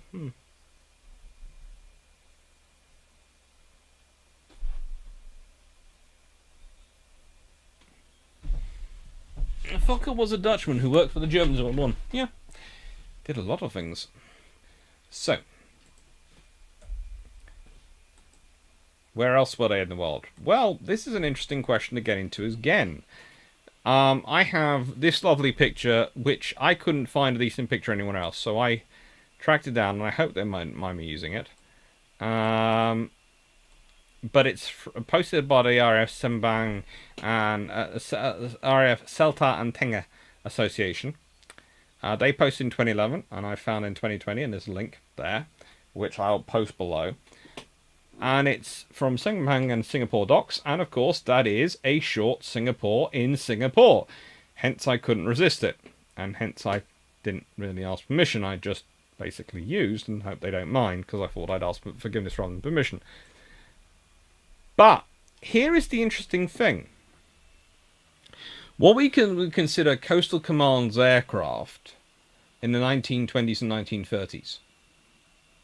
They're the Air Force as far as the rest of the world is concerned. Wherever the Royal Navy is in the world, the aircraft which consistently are turning up and consistently are based out there, other than the Fleet Air Arm aircraft which are out there, are from what we would call Coastal Command. Fighters turn up very late in the Far East. Bombers turn up even later. It's one of those things that happens.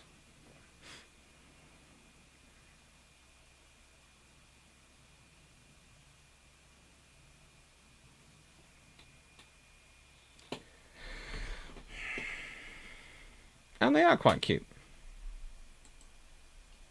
They really are cute.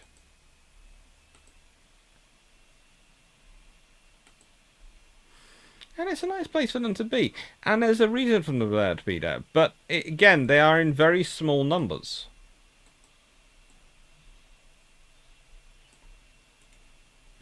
And that's something which cannot be forgotten. You are dealing with something which is in very, very small numbers.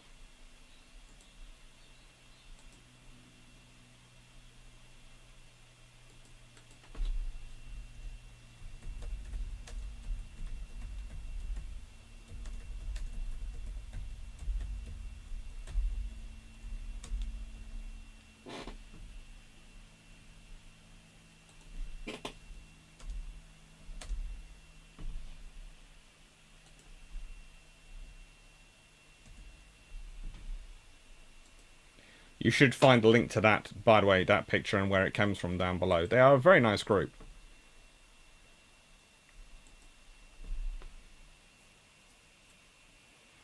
And fab, all that picture is lacking is a sling. I'm fairly sure there's a Singapore sling somewhere in that picture. You're the only liquid I have left.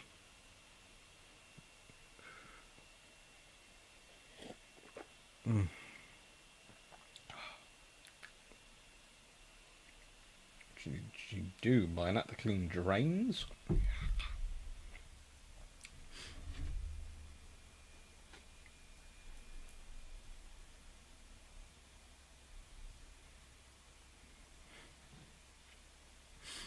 Oh, nice. So, again, and this makes sense of when we're talking about an earlier officer. Talk about Frederick Brohill. Look at his career. Look where he's deployed. RAF Depot in Egypt. Senior Air Officer Iraq Command. Again, where is he going? And when we talked about these officers, we were talking about India. Did Jeff Bealer, did Wei Wei have a permanent detachment? Nope. It didn't. And honestly, it was sometimes quite rare that the Fleet Air Arm aircraft, when they were on board the carrier, didn't always go ashore in Wei Wei. In fact, more often than not, they didn't.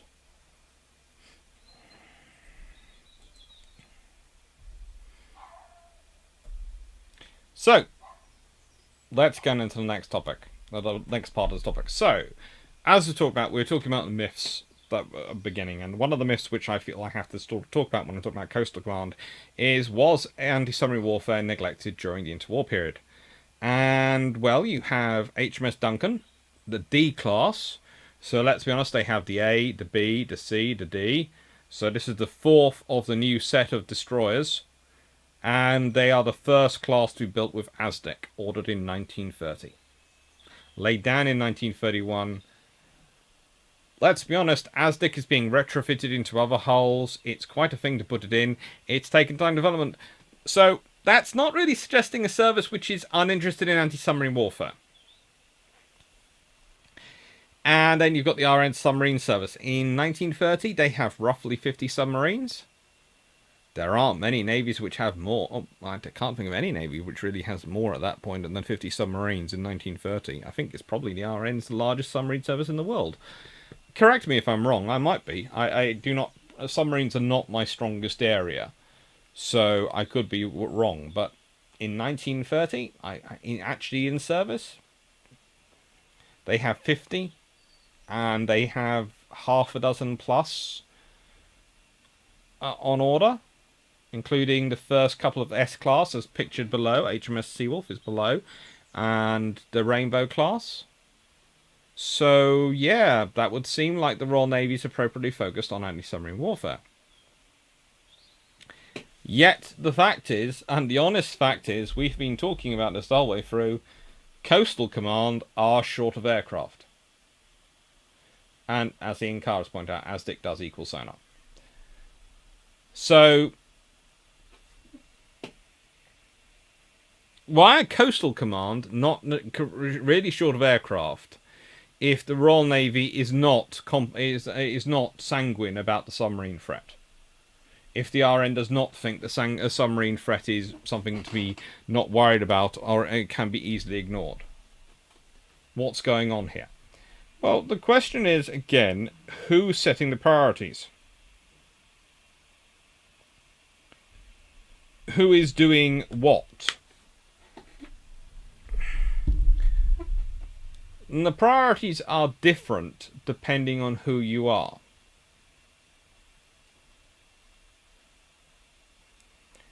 If you're the Royal Navy, your priorities are probably war with Japan, because if you prepare for that, you can fight war with Germany quite easily. Because Japan is a far, far stronger, far more comprehensive naval threat than Germany is. Even when you do the naval agreement with Germany, Japan is still a far more comprehensive threat than Germany is, and frankly, so's Italy. So that's not really a problem. Anti-submarine warfare is something you have to think of if you're Navy, because you're going to be in charge of it. You're going to be responsible for it.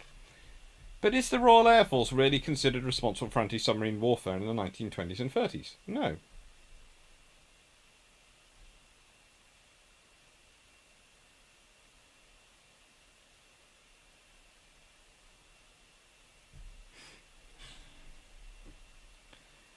It's just not the case. So if it's not something you're going to be asked about if you're the Royal Air Force, and you're not until you get closer to World War II, and suddenly people are going, hang on, remember in World War One we did all the Royal Naval Air Service did all those anti-submarine patrols. Yeah, and they were really quite effective. Yeah, and then they turn around to the RAF going, well, that's what Coastal Command will do, won't it? Or Coastal Area, and the RAF's going, look at our shiny big bombers. Look at them. They're gorgeous. Look at them. Look at them now. That's part of it. So, Coastal Command, critical. But, yeah. Anti-submarine warfare, it wasn't so much the Navy was ignoring it in the 1920s and 30s. I'm sure you can find a quote from an admiral. You can always find a quote from one admiral. There's always one wandering around who says something like, there's no point bothering with the submarines, da-da-da-da-da. Concentrate on this, that and the other. But here's the thing. I don't tend to place a lot of faith in random quotes from admirals in terms of the naval policy. I ask the question, what ships are they ordering? What are they doing? And here's the reality.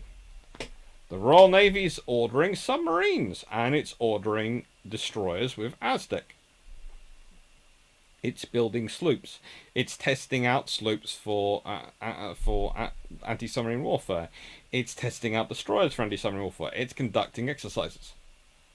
It's finding a role for aircraft. In fact, it's becoming so aircraft focused in anti-submarine warfare, it will end up in World War II thinking that it's so important that an aircraft that it actually puts a fleet carrier out for anti-submarine warfare tasking. And that causes us to lose a carrier. That's not because in nice way, you don't get to that scenario because A, the Navy's undervaluing air power, or B, the Navy is undervaluing submarine warfare. You get to that scenario because the Navy is saying air power is critical, submarines have to be dealt with, and therefore it's of vital importance we have the aircraft, and if we have the air power, that will keep the submarines far enough away, it'll actually make it an okay thing to risk something which is a strategic asset, such as a full fleet carrier. The reality is, of course, different, but, you know, that's the logic.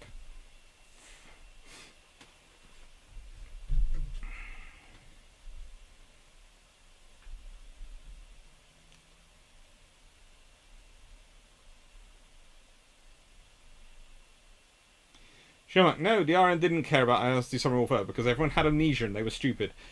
Yeah, it's kind of weird, that one. But the RN got some aircraft on old towns, but not sure if they were seaplanes, unless someone put pontoons on.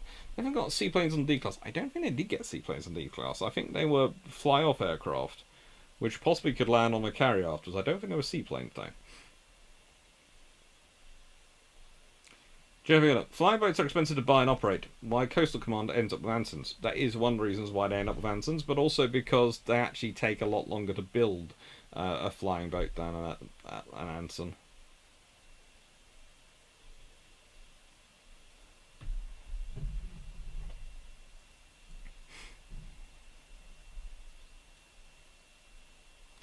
As Peter also says, no, the RN did care, they just didn't have the cash to do anything decent to do about it. Actually, it wasn't even that. As said, this is the fourth flotilla of the new generation destroyers. The RN's building post-World War One. So, they are refining getting their destroyers ready for World War Two. Well, not for World War Two, but for any future conflict. They don't know World War Two specifically is coming, but, you know, don't worry about it. They're doing it. And there are airships going around in the 1920s. There are a few airships. But ADFAB, what was their purpose? Presence, patrol? Hard to see many bombs hung on those seaplanes. Actually, they could take quite a few bombs for their capable size, but their main thing is presence, attacking ships and submarines. Seneca Canary, some admiral is always mouthing off. True. I'm still wrong. They got airplanes on Carlisle. I'm going to stop now before I embarrass myself further. I'm an idiot.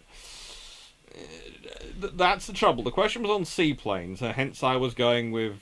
I think it was E-class, because I think the D's and the C's got airplanes. Hello, Frank Spadalto. I'm not sure though, from memory. Yes. Sure, we don't care what anyone else say. We are, after all, studying history, not trying to LARP as newsmen. In Carl, were depth charges significantly developed between the wars? They certainly grew a lot more powerful. The short Singapore, as per Wiki, carried 1,100 pounds of bombs on the wing and 6 machine guns. Mostly harmless. For its time, I said, quite well armed. Peter Dawson, sure, it's a big fact. No service had the cash for everything it wanted to. Not wanting to do anything about it, but unable to spend the cash to do it. Yes, and as I said, that's my reason I think the coastal area suffers and the other ones suffer, because the RAF only has a certain amount of cash, and everyone has limited funds, and they're spending it on what they judge to be the most important area. Frank Spiro, what are the areas of water around Europe that carriers should never go through?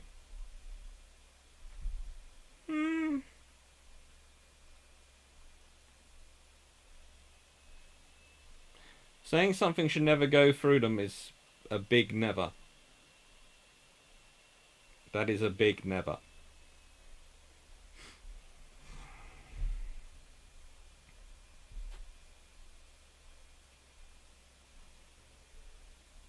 Delta Squad. RAF goes to command when told they're going to be responsible for anti-submarine warfare.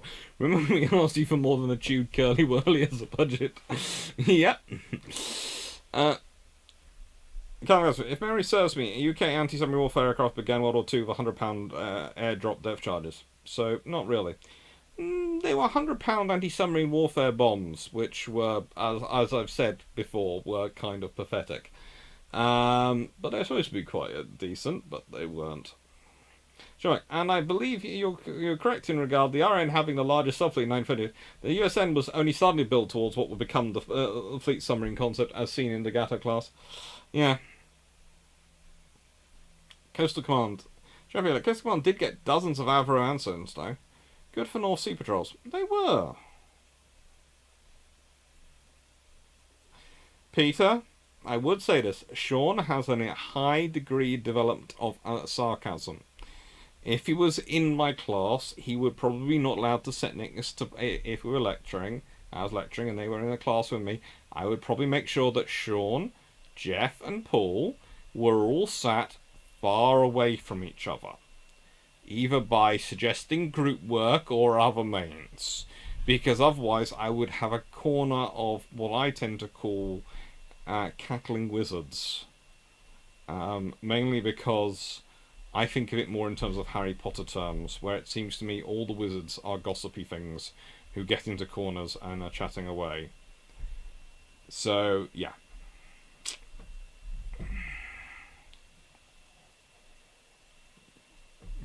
Seneca Nero, the Kiel Canal. Carriers should never go through the Kiel Canal. If it's peacetime, go through it. If it's wartime, probably not. I'd be extremely lurgy about moving a carrier for. If I was America, depending on who I was fighting, I'd be extremely lurgy about moving a carrier through the Suez Canal myself. And what was the RN spending priority in terms of developing new assets in the 1930s? Well, we've talked about them before. Cruisers and destroyers. Fleet Air Arm was also getting a fair chunk of money. There was a lot of money being thrown into the Fleet Air Arm. But you look at it, in the 1930s, what's the RN's first building? Aircraft carriers. What comes out first? Aircraft carriers. And then they start building the capital ships. Cruisers have already been in construction. Destroyers have already been in construction. The destroyers and the cruisers start ramping up in the late 1920s.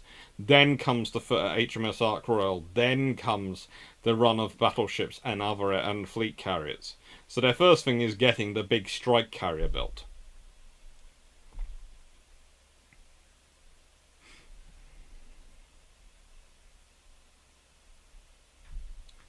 Because sarcasm doesn't work well on the internet unless you really know what you're doing. Usually I find emoticons help get it across. So, some sort of emoticon. Pick one that works with sarcasm. If we just look at hull numbers, the Soviet submarine force was also quite significant. Yes, they were. This is one of the things that's often forgotten about submarine forces.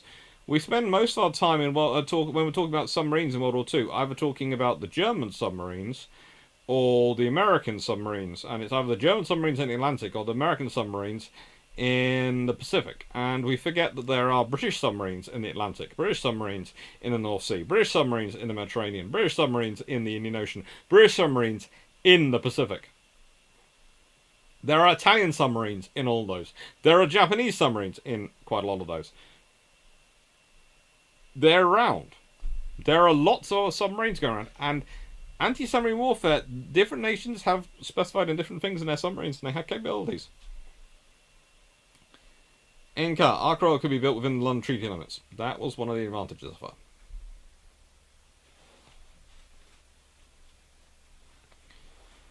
Nicholas Wu, you mentioned earlier that the Royal Navy really wanted light cruisers over heavy cruisers. Were there any plans on turning the counties to light cruisers? No. They wanted light cruisers because they provided them with numbers. And they didn't see there being an advantage of 8-inch versus 6-inch. Because with the sheer amount of firepower you can get down with a 6-inch gun, or the size of turret you can go with a 6-inch gun, you can make a far smaller cruiser, which means you can get far more cruisers for your tonnage limitations. And it's the same with, once you start talking up, you're looking at a town class cruiser versus a county. Basically, the town classes are the counties made with light cruiser guns. And basically, it's the Royal Navy going, Yeah, we can build a big cruiser with light cruiser guns as well, and it will be mean.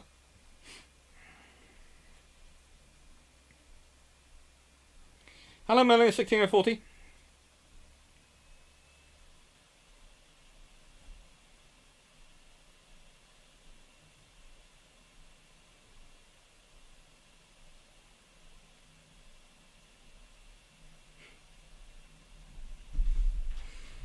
Right, no, they are fun ships. They're interesting ships, and it's an interesting conversation with Coastal Command. I would like to point out one thing, and I'm fairly sure this is the last slide, but I'll just take questions till about 9 o'clock, and then I'll go take the doggy for a walk after putting some tarp over my cement. So that's about another half an hour. Coastal Command is the subject of way too much politics and a terrible movie.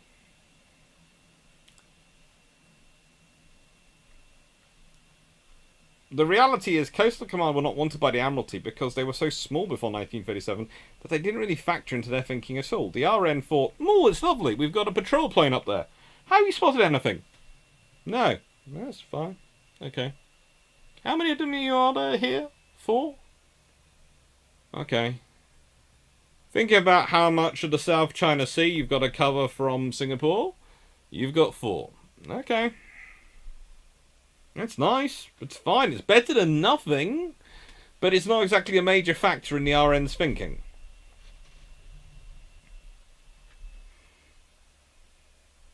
And so that's part of the reason. But also, the RN's thinking about what it can make a case for. And what it can make a case for is the Fleet Air Arm, because they're all on their ships. And the RN already supplies 70% of their crew, and already supplies the money for them, and already does all sorts of things. So the Fleet Air Arm is easy to make the case for.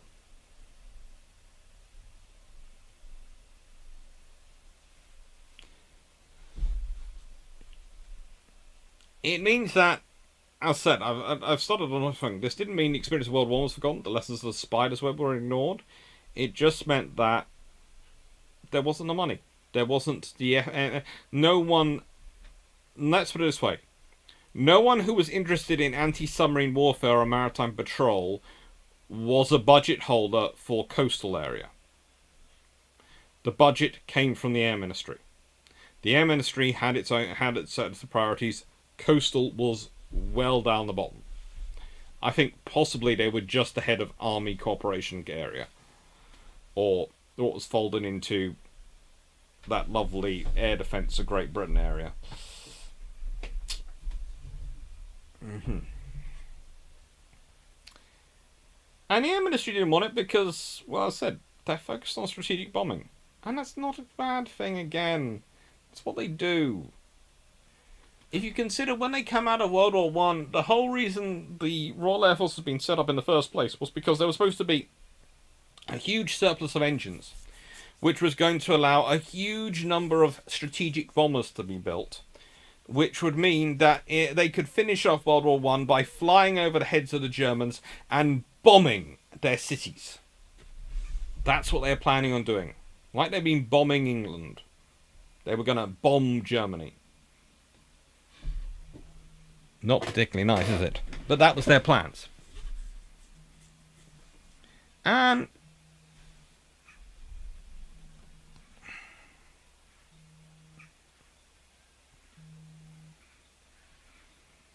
let me just send something.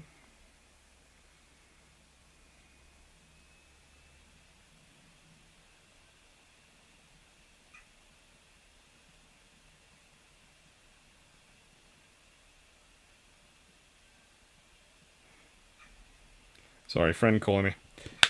Right. So the Air Ministry, they're not being bad people. They just don't have the money.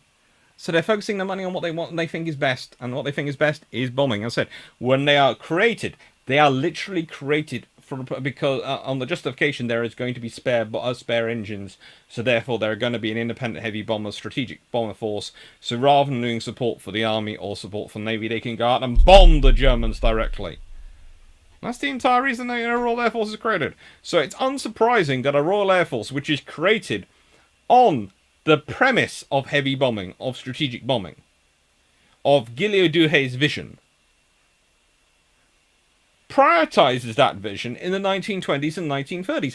There is nothing unsurprising about such an organization doing that when that is the belief, when that is presented as a mathematical certainty. There is nothing surprising about it.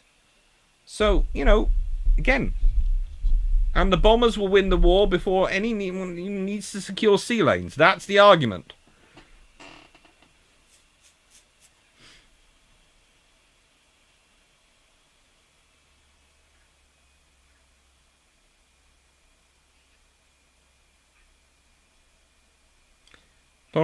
You're correct about flying off platforms. DCO offered to put seaplane cranes on Adelaide at Town Class and D Class, but apparently someone sensibly declined. The cement is in bags. Adfab, Scharnhorst and Co. went through the channel. Yeah.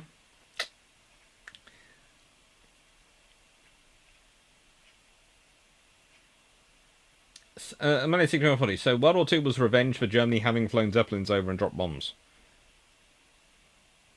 To an extent, it was both sides attempting it again, and it just didn't work for either side, really. There's lots of arguments about whether or not strategic bombing actually shortened the war. Then there are things like Dresden, and I'm really not sure about those. It happened. It's a very complicated subject. If you want to sort of really study that one, you go and talk to someone like Victoria Taylor, who knows it backwards and forwards. Frank Smataro, were there air squadrons set to work directly with sea squadrons in Coastal Command? Not quite. There were groups which were responsible to certain areas, which then would coordinate with, which would be coordinated through Coastal Command through things like Western approaches. So they'd work that way, but in the interwar period, definitely not. And it was basically World War II. There was enough. Death Squad, war is about destroying the enemy's ability to resist your political interest. Bombing their factories is a very good way of doing it. Pity about the civilian casualties. Yeah, as long as you make sure you actually hit their factories whilst also bombing their actually are hitting their factories. That's the criteria for that one.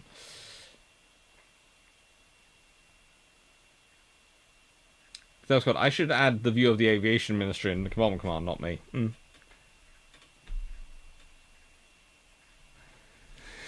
But no, it's an interesting. It is a topic. And as I said, I have stopped Coastal Command. I have stopped very much before we get into the World War II Coastal Command, because I think that's the topic of another video, of another discussion. Because the Coastal Command of World War II is very different. And I have to admit that this might change. I might get rid of the 10th... Well, make the 10th of June live later in the year, so I can do Patreon 25, 26 and 27 this month, because, as you all know, we had a joint second for Patreon. So that's why it's been left like that. And monitors should be coming out tomorrow. And then 8th of June to close blockade or distant blockade. The defining question of 20th century maritime economic warfare. Fun one. So, right then, I'm now going to set that to a new timing, so it flicks through a lot quicker.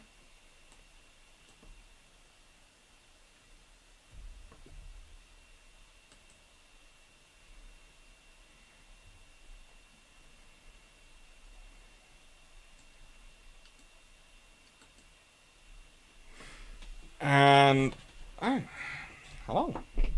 So, questions. I said we've got now 15 minutes, so any questions are more than welcome. as always, if anyone's interested in subscribing, please subscribe. If you would like, if you like the video, please like. If you'd like to join Patreon and suggest topics of future, that's always appreciated, considering at the moment Patreon and YouTube seem to be the most reliable paychecks I can get a month. I do worry about universities, I really do. I don't know.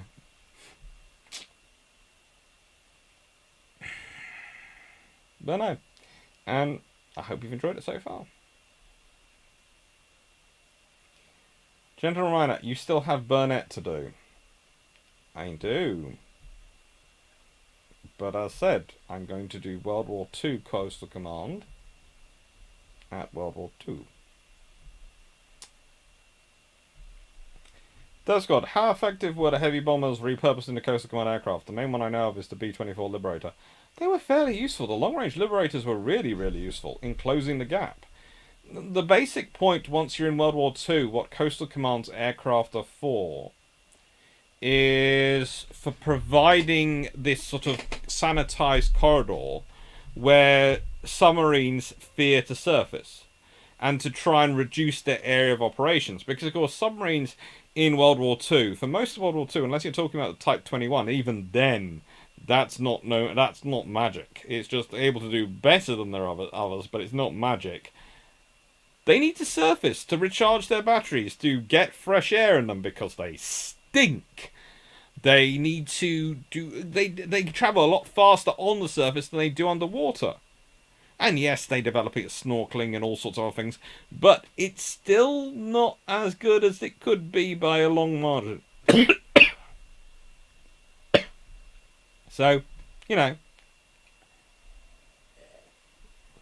the more water space that you create, which is scary for them to surface, and combine that with radio intercepts and intercepts from Bletchley Park and anti-submarine radar, well, air surface radar, you can make a large area which is very hostile to submarines if you have enough aircraft. And that's the requirement, if you have enough aircraft. Because those aircraft need to be flying over that area quite regularly, because they can only see a certain space. And if the submarine manages to dive before they go across, then surface after they've gone past, if there's not enough aircraft coming behind it, it can then recharge. So you need that cycle of aircraft.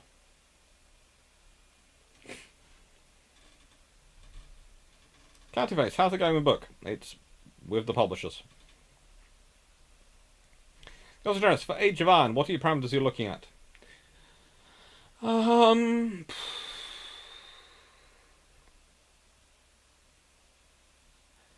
Pretty much HMS Warrior to 1889, broadly speaking.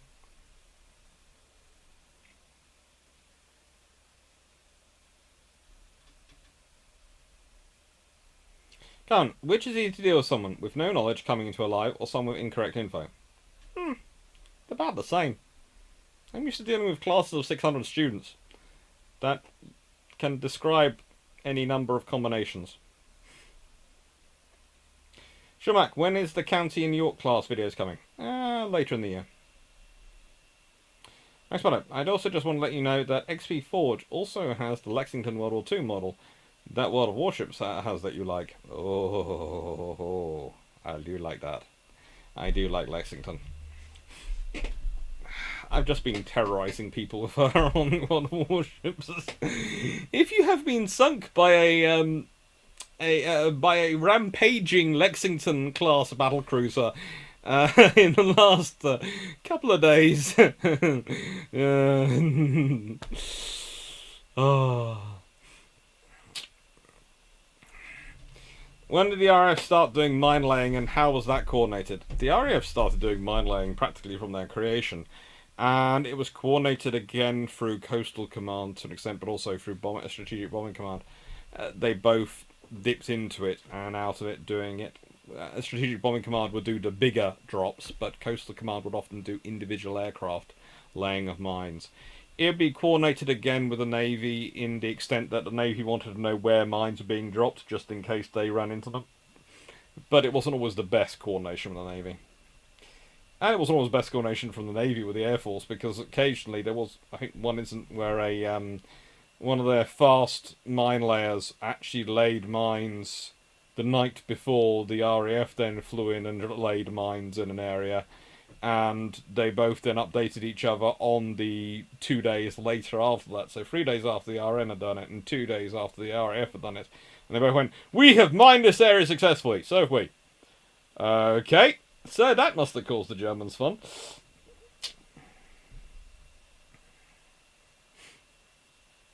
Sure, Mac, I will force you to confront the subject of the RM making a single-purpose turret heavier than a dual-purpose turret if it kills me. I'll be getting to it, I'm just avoiding it for as long as I can. In-car, many obsolescent RAF bombers were deployed to Coastal Command, primarily Vickers, Wellington, and AV Whiteley. Yes, they were the Wellington was lovely. Jeff Miller, what should we do next year to mark the 40th anniversary of Falklands War? Well, I'm trying to organise a conference aboard, well, hopefully aboard, aboard a very, very nice thing sitting in the middle of the Thames, and get a load of academics and veterans from both sides along. And I'm organising this, well, my girlfriend and I are organising this together, hopefully for next year. So that's our plan, to organise it nice and early and sort of set the tone. But it's getting it all organised and getting everyone on side and getting the funding in place and getting the venue booked and getting everything confirmed and dealt with. And also we're doing an edited book together as well. If you want to put strain on a relationship, that's what you do. You decide you're going to edit a book and organise your second conference together.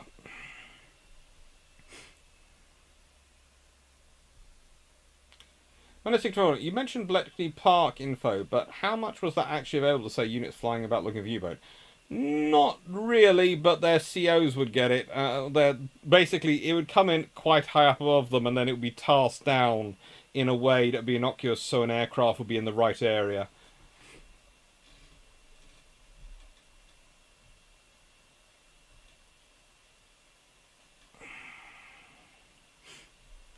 Aircraft and besides, near Britain, spotting a submarine even on the surface of Mark 1 eyeball is not guaranteed. Nope. Shanakir, what is the most outrageous thing students did during a lecture? I can't repeat it on the video.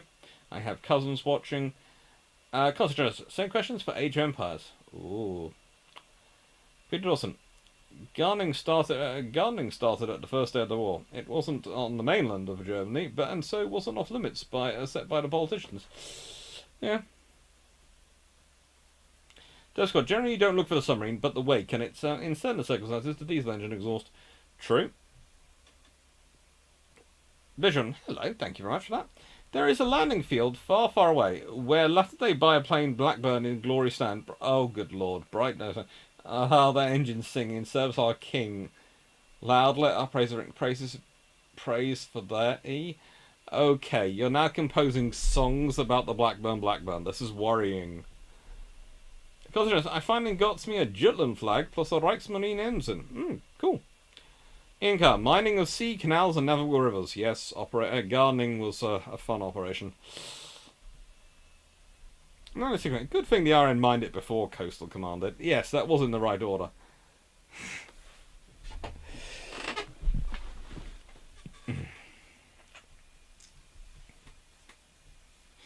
That's what I did read it out loud. I was nice. Do battle cruisers work as well as you'd expect them to in real life, as they do in World of Warships? I think they work better in real life than in World of Warships, because in real life I can keep far further away and fire from a lot further away than I can in World of Warships. That's the thing. If I'm not careful and I dash through one of the channels, I end up in front of a destroyer launching a spread of torpedoes at me, and I can't get out the frickin' way. So far, the only things that have managed to kill me have been destroyers with torpedoes, although, to be fair, I was going fast enough that even when it launched the torpedoes, I still managed to ram it before I went down.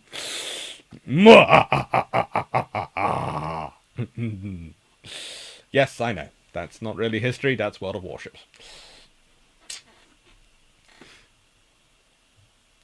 Have you made the very important tier list of various ships? No.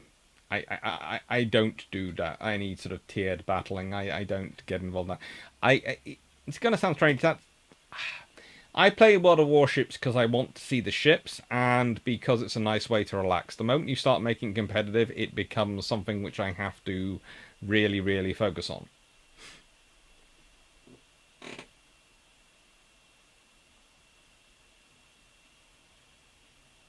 JP, I would go for a bigger venue than the one in the Thames. Also, reach out for helping organise events and avoid burnout. The trouble is, getting other people involved tends to make things more complicated and get you a lot more problems. We've actually organised quite a successful conference together as a pair before. I think it did almost cause her to kill me, but we'll leave that to one side. Because I'm quite laid back and I tend to organise things quite sort of just go send an email and they'll respond. Whereas she gets worried when they haven't responded, and then it's fine. We sort it out. It's sort of we balance each other on that front. It's nice.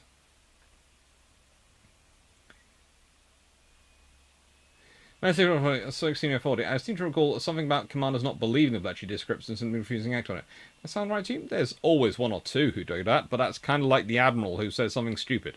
There's always one or two, but usually the more senior admirals are actually actually know what they're doing, and more senior air officers know what they're doing, and we read enough into Bletchley Park in terms of we are cracking the enemy's own codes that they'll believe it. Chris we must have appropriate hymns for service of worship. That's worrying. Senator Kinnear. Okay, what are the most outrageous things that students did that is little cousin friendly?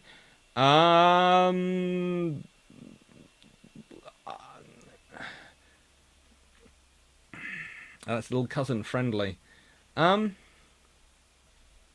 had one try and do the ice bucket challenge in the middle of my lecture theatre once.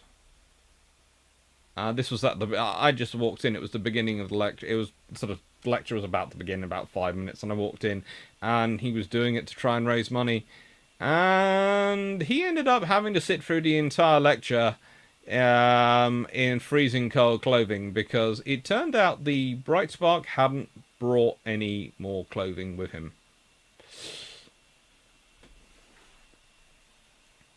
Hi, Trentalenko. I'm glad you were over at World War II TV. It's very good there.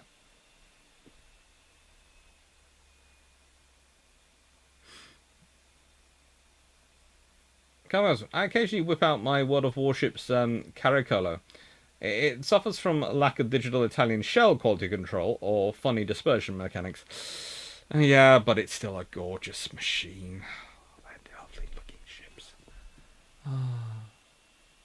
Caricolo. Will there be anything for the general public? Well, that's the whole point about the conference. It will be open to the general public. That's the thing. When we organise a conference, anyone's able to buy a ticket. We do not go, this is for academics or this is for veterans, etc. Veterans are going to be veterans and academics are going to make up the speakers.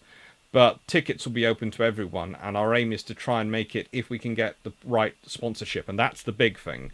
So if anyone has any connections who would be happy to sponsor a 40th anniversary conference, please do get in contact with us, because you always need as much money as you can possibly get to actually book these venues and sort them all out.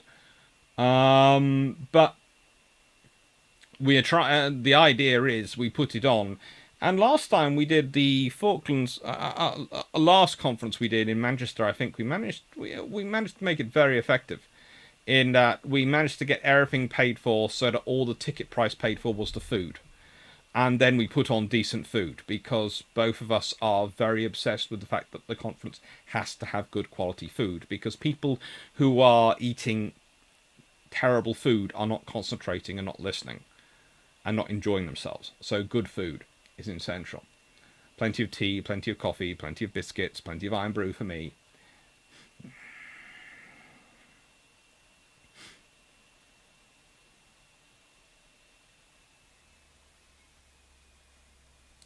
When are they going to have joint service warships? I'm not sure.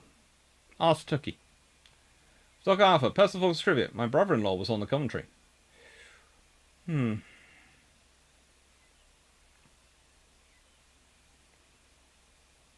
That can't have been fun. Got drowsiness. They said we could play each other eventually. Well, I'm sure they will do. Greg Sassy. Anticipating destroyer coming around an island and meeting it with all forward main guns is one of life's little pleasures in World War Warships. I try to do that. Bull from Chicago. Oh, good lord. Roses are red. You need to learn. The fairy pintail is better than the Blackburn. Oh, my lord. No. Neither. No. Abdusky, how could you round that poor destroyer? Quite easily. She was in my way. And she just sunk me, basically. That's good. What warship isn't balanced anywhere near one for anything close to serious competitive play?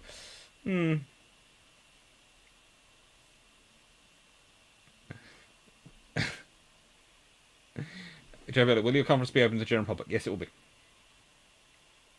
Nicholas Wu. Someone... Oh, that's disturbing. That's good. Most outrageous thing the student has done that it is a little cousin appropriate turned up on time. No, I have quite a few of my students turn up on time, mainly because they realise that I'm one of those lecturers who is tempted to lock the door. I haven't ever actually done it, but they're all fairly certain I will do some point.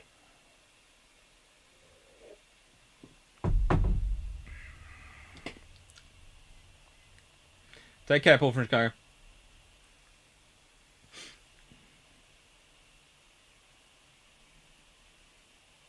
When I was a student, we were about 10-15 minutes late into the lecture. When the doors opened back open, there was a frame, and the light was another student still in his dressing gown.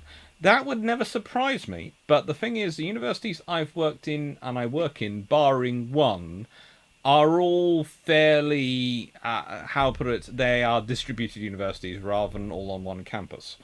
In that you'd have to walk through a public setting, i.e. High Street, or something, to get there where the teaching is, or go on a bus to get to where the teaching is in your dressing gown. So you'll probably be pointed out at some point before then. I have had some interesting things since we've been doing online teaching. I have to admit there have been... there was one student who I handed off to a female colleague. So, you know, you had that online.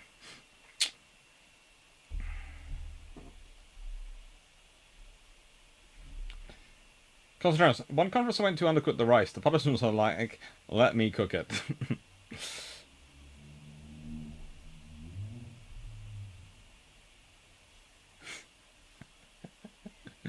Oh, what's going on here?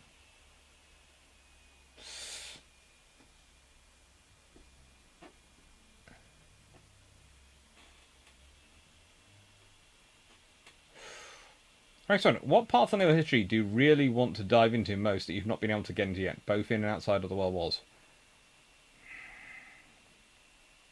I'm slowly getting around them. There are parts I'd like to dive into in the Indian Ocean. I'd like to talk more about what the British fleet is getting up to in the Indian Ocean, and I will be getting up to talking about that. And in World War One, I'd like to talk about a lot of outside area stuff, i.e. what the Royal Navy's doing around the world, because again, we focus so much on the North Sea, and there's so much it's getting up to around the world, and so much the other navies are getting up to around the world. And there's a lot of stuff I'd like to focus on, talk about with, you know, things like... I haven't worked out a good way into the British sort of the slavery patrols and those things to put in there, because at the moment, because it's working out when to put them in sensitively. At the moment, I don't want to get it latched onto by any of the current politics. I want to look at what the Navy was actually doing and how successful they were, and how what they could have done better, and what they did well, what they didn't do well, what they could have done better, what they could have done a lot worse, a sort of thing. But I want to do it at a time where it's not going to get hijacked, basically. Probably still get whatever happens hijacked, but you know, I'll think about it. Comment: Swansea Uni have electric doors that auto lock after lecture start time. Senecanero, what is the better warplane? Blackburn or a Cessna? Well, a Cessna is not really a warplane. It's sometimes used for war, but it's not really a warplane. Blackburn probably wins that one then. Vigilant, is there any several issues with the Queen Elizabeth's having an RAF USMC Air Wing? Remember, they have a RAF squadron which has a Royal Navy squadron commander in charge of it. This is the interesting thing. The new joint F-35 system is a joint service and is a joint between the RAF and the Royal Navy. And currently, for their deployment, 617 Squadron, the Dambusters, have a Royal Navy officer as the squadron commander. So it's all the squadrons are joint Fleet Air Arm and Air Royal Air Force. There are going to be some badges Fleet Air Arm. There are going to be some badges Royal Air Force. It's going to be really quite an integrated force, is how they look like they're planning on running it. How it ends up being run, we won't know. It could end up with with the squadrons being very much focused on land or sea operations, but at the moment it's very much joint as they're establishing the force. As for having the USMC on board, I'm fairly sure they're enjoying having them, because I'm fairly sure the USMC are very pliable, because they are now on a very big ship where flying is definitely definitely the focus of its design, and it has multiple pubs on it. And it's just probably there, knowing the USMC, and this is, I mean, there's no disrespect, and knowing how they enjoy a good British pub whenever they happen to be near one, I am sure they are enjoying the comfy chairs, the Bonhamian atmosphere, and the lubricants.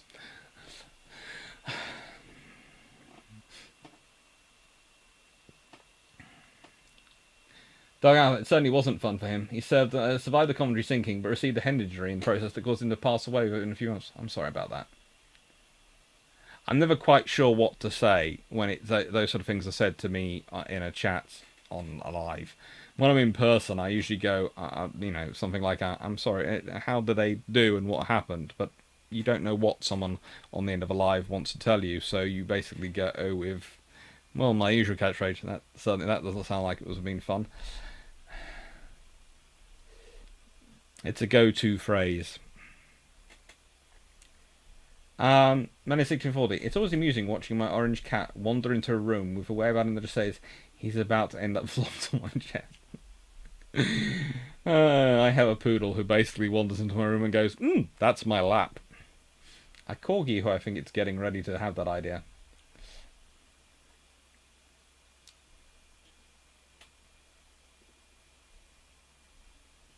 Death Squad, whilst running a model UN conference, we had the delegates do forfeits when late. Dancing the Macarena in front of the rest of the committee, for example. That sounds disturbing. Was that a female student you handed off to a female colleague? Yes. There appears to be a doggy outside, who I think is probably wanting a wander this evening. Who might come say hi? I'm not sure.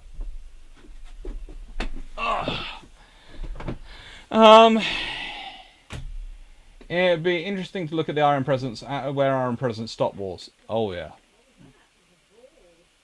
that's always fun. There is quite a few topics to look at. I've looked at a bit in the past, but I think I can look at it more. Hello, little effer. Tafra, how are you doing? Oh. Hello. I have come to Spaniel.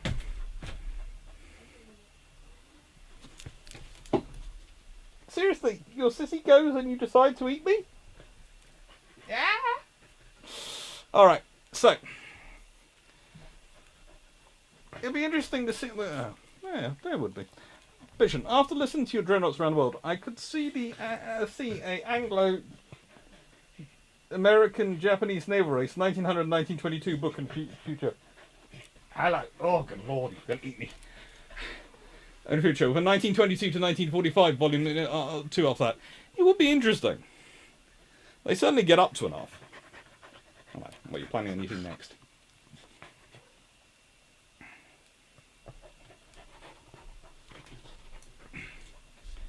Well, certainly, the thing is, it's a global naval race. This is the point I make. It's not, the Americans aren't just thinking about building against the Japanese, they're also looking at South Americans and going, oh god, they're huge. What are they building? They're kind of like this sort of supersized corgi I've got in front of me.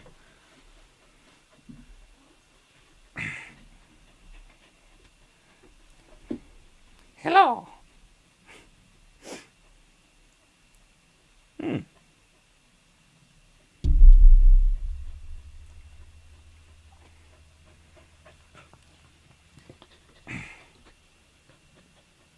Frank Spanner, have you ever been able to interview any Royal Marines? What are most people's impression of them in the UK?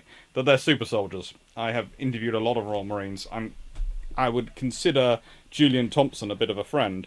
So yeah, I've done a lot of chatting with Royal Marines over the years, and a lot of work on them.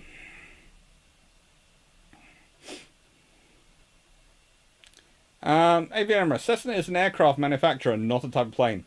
There are several models of Cessna aircraft, from light trainers to corporate jets.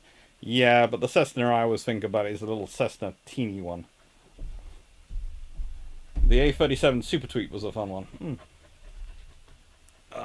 Hello. What are you planning? I know you're plotting something. Shomak, did you hear the news about Hornfisher? No.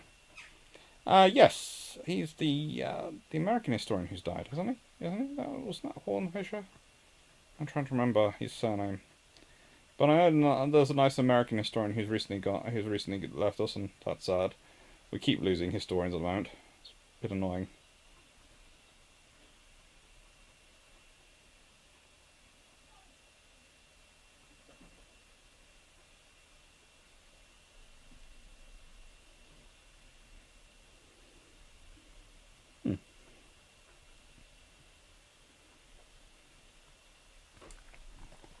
Have you got on you?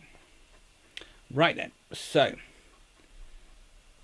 nothing else. I thought we might have to call the ambulance after that lunch. It's not that bad. Doc Alpha, not to worry. It was 39 years ago. I mentioned it by way of explaining I have best perspective.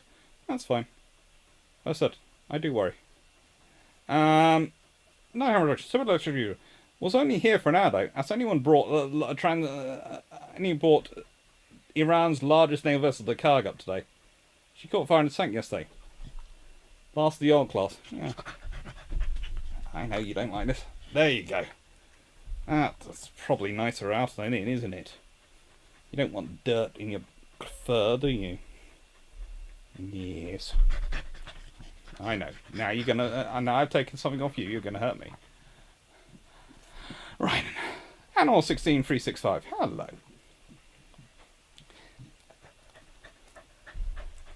That isn't 100%. No, he is 100% corgi. 100% insane corgi, but 100% corgi. I think you'll find its actual name is A37 Dragonfly. Yes, Hornfisher was the American historian, passed away on Tuesday. Yeah. That's sad. He did I remember correctly, and I've got the book somewhere, he did the Tin Cans book, which is absolutely amazing. Last of the Tin Can Navy. And it's worthwhile considering, I do a lot of work on destroyers, so that sort of book is important to me. And it's important to my work. Great something. Wait, why did I just wait for the dog? It can't see me. No. Do you want to wave back? Do you want to? No. You're wondering what Sissy's getting up to in the back garden, aren't you? Yes, she is. There you go. She's dancing around in front of you.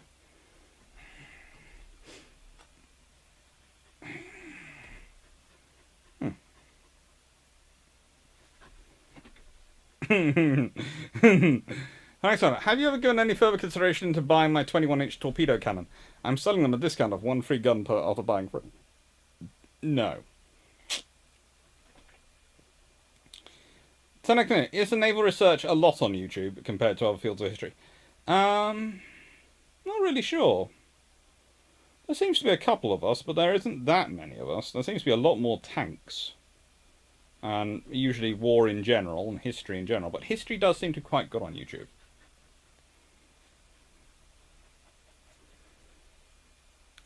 Carmen, one very cute Pembrokeshire corgi, and what about Hornfisher? Hornfisher has unfortunately recently died, and he was a very nice historian who I never actually had the chance to meet, but I'd heard a lot of good things about. And he wrote a book called Last of the Tin Can Sailors, which is all about the American destroyers, and is really the book of its generation about destroyers. And I would argue really that none of the books since about U.S. destroyers have, how do I put this, captured them quite so well, in that they haven't encapsulated their. What are you after? You're going to conquer me again. Yeah. And so, yeah, they're fun. I don't remember. Is the trainee fully grown, or is it my imagination that he appears to be getting bigger? He's still growing a little bit, but he's quite big. Hello. He likes to watch the camera, the screen, and see himself on there. I think he likes the fact that he's smaller on there, so he feels bigger than the corgi he's looking at.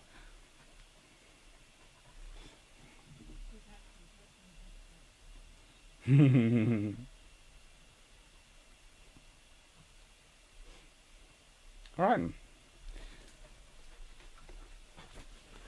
Yes, he did play on World of Warships, and he was quite, well, he was quite young, yeah. He wasn't as old as Eric Grove, who of course went not that long ago. And yeah, Eric Grove.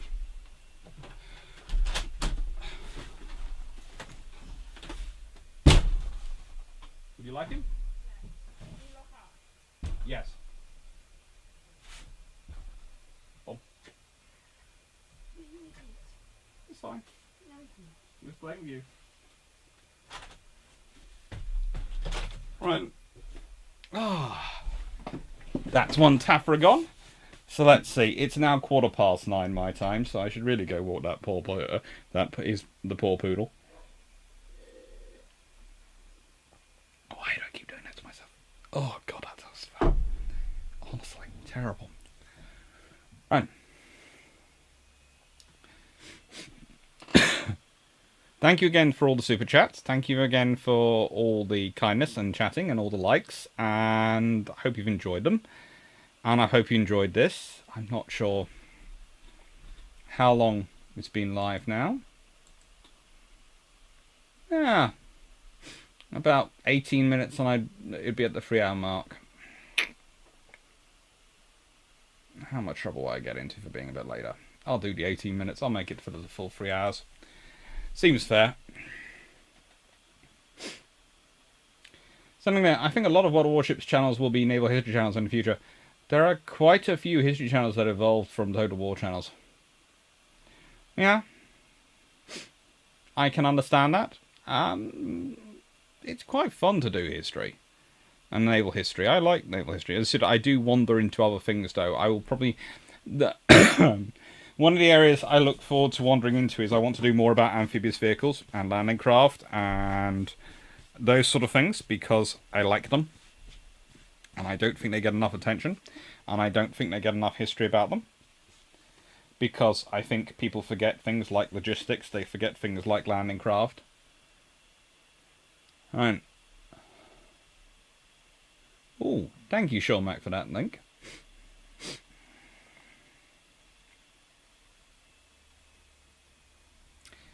I think there's been a question about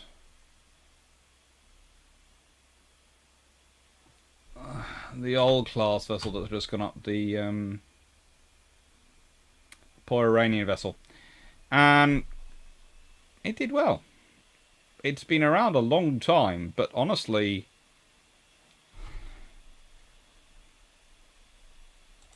let's think about that. The Iranian...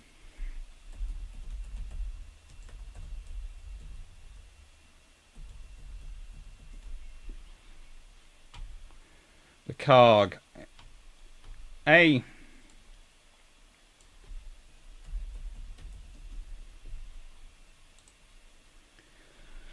Let's see. It's been ordered in 1974, laid down in 76, and launched in 77. Completed in 1980, delivered in 1984. Well, maiden voyage in 1984. That's a long, long service life. especially for a tanker. Think about it from launching to today. That's been, well, 44 years.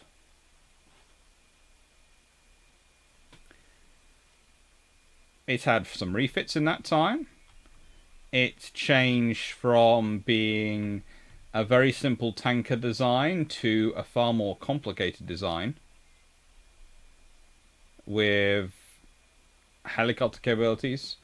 It's become a fleet flagship. It's had all sorts of things it's been up to.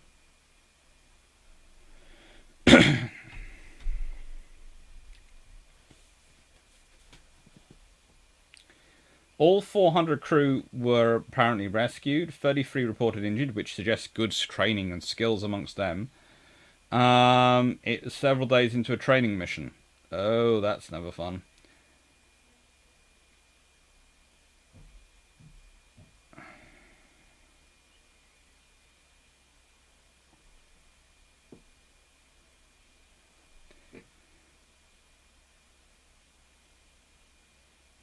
The fire started in the engine room at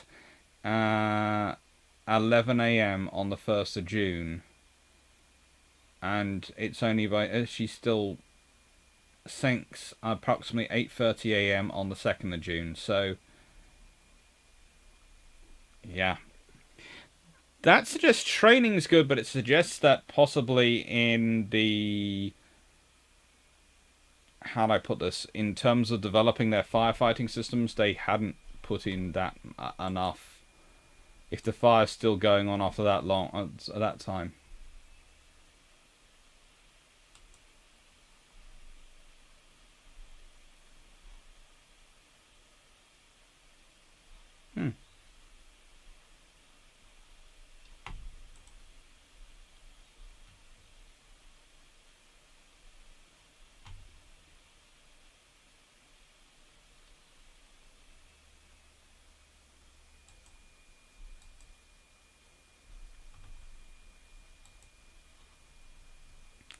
But sometimes you just have a bad day.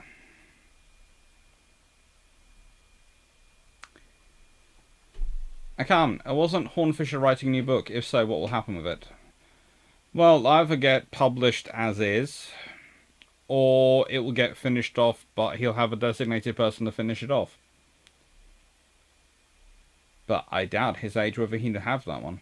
Doc Alpha, thank you, Doctor. It's always a pleasure. No, it's a pleasure to have you here. Thank you, everyone. Take care. I believe hunting of Axis merchant shipping and blockade runs by Royal Navy in high seas between 1959 to 45 would be a great research project. Certainly be a fun one. Trent Lungo, peeking in various parts of the stream, Dr. Clark. I don't see Coast Command was in on the radar secret. True? They get in on it later. Basically, they get in on it later. A lot later. But they do get on it by World War II.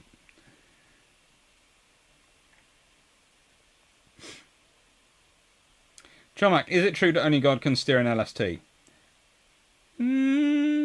Well, God, the moon, thanks to its effect on tides.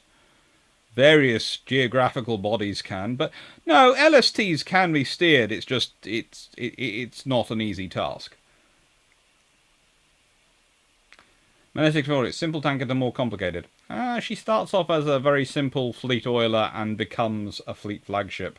I would presume that includes the addition of a lot more stores and a lot more, and plus a lot of helicopter space and various other things added in. The Carg. That's what I was talking about. Bangaron, as an off-topic question, with the proliferation of close and well system, why has there not been a move to missile-delivered heavy torpedoes? Seems a sensible sea-skimming approach to outside gun range. I think the Russians and the Indians have tried something, and I think various other nations have also worked on it.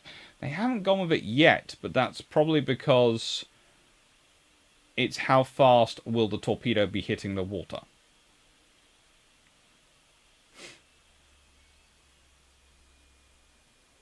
Have you ever been to the website Cova Shores? It is made by a retired American admiral. It's the best place to learn about submarines. It's certainly a very good place to learn about submarines, and yes, I have been to it.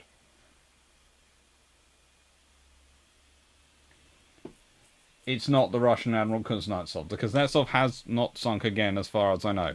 I'm not sure it's really we can call it a float, but it's not sunk again.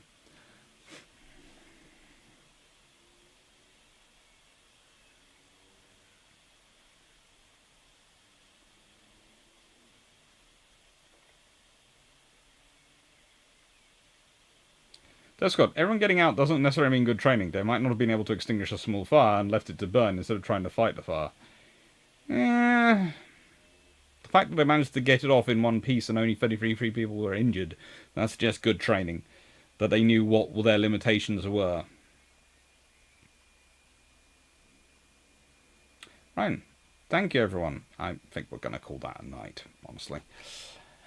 I hope you've enjoyed it, and as I said, I'm off to walk the fluffy research assistant, so I'm off to stretch my legs. I haven't actually been out the house in about... when did I get home? I got home Saturday, so I haven't been out the house in 4 or 5 days, because I've... Let's put it this way, I managed to give myself quite bad legs. Somehow. So what's the name of this oiler turned flagship? The Karg. Alright. So, you know, had fun. Take care, everyone. Thank you very much for watching. Thank you, Derp Squad. Thank you, Midaloo. Thank you, Night Heron Productions. Thank you, Concert Drowsiness. Manly1640. Thank you, Jess P. Thank you, Frank Sposato. Thank you, Concert Drowsiness. Thank you, Carlin Gasberg. Thank you, Ben Grogan. Thank you, Derp Squad. Thank you, Paul and Sean, for doing the always useful job of adminning the chat. Thank you, Darius Radowski. Thank you, Craig Zarski. Thank you, Carl Harmon. Thank you, Trent. And thank you, Vision. And Brent Paulus. Brent Paulus, best anti-submarine warfare weapon of CC. Coastal Command? When they got them, depth charges. Ley lights, depth charges, and surface radar. It's a deadly combination. Although, to be honest, the Sunderlands did a fairly good job of wrecking a few submarines with machine gun fire as well. No, Doc Alpha. Thank you, Andrew Bend. Thank you, everyone. Thank you, Rick Sava. Thank you, Brent Paulus. And take care, everyone. Thank you. That's good. The Indians now have a supersonic missile-launched heavy torpedo. It slows down its approach to the target and drops the torpedo with a parachute. 400 plus nautical mile range. Ouch. That could hurt someone. Thank you, Animal 16365. Thank you very much. Take care. Thank you, everyone. Take care.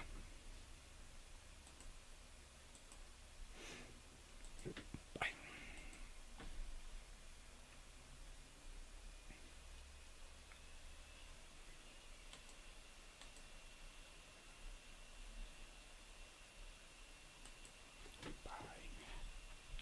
Thank you, everyone. Take care.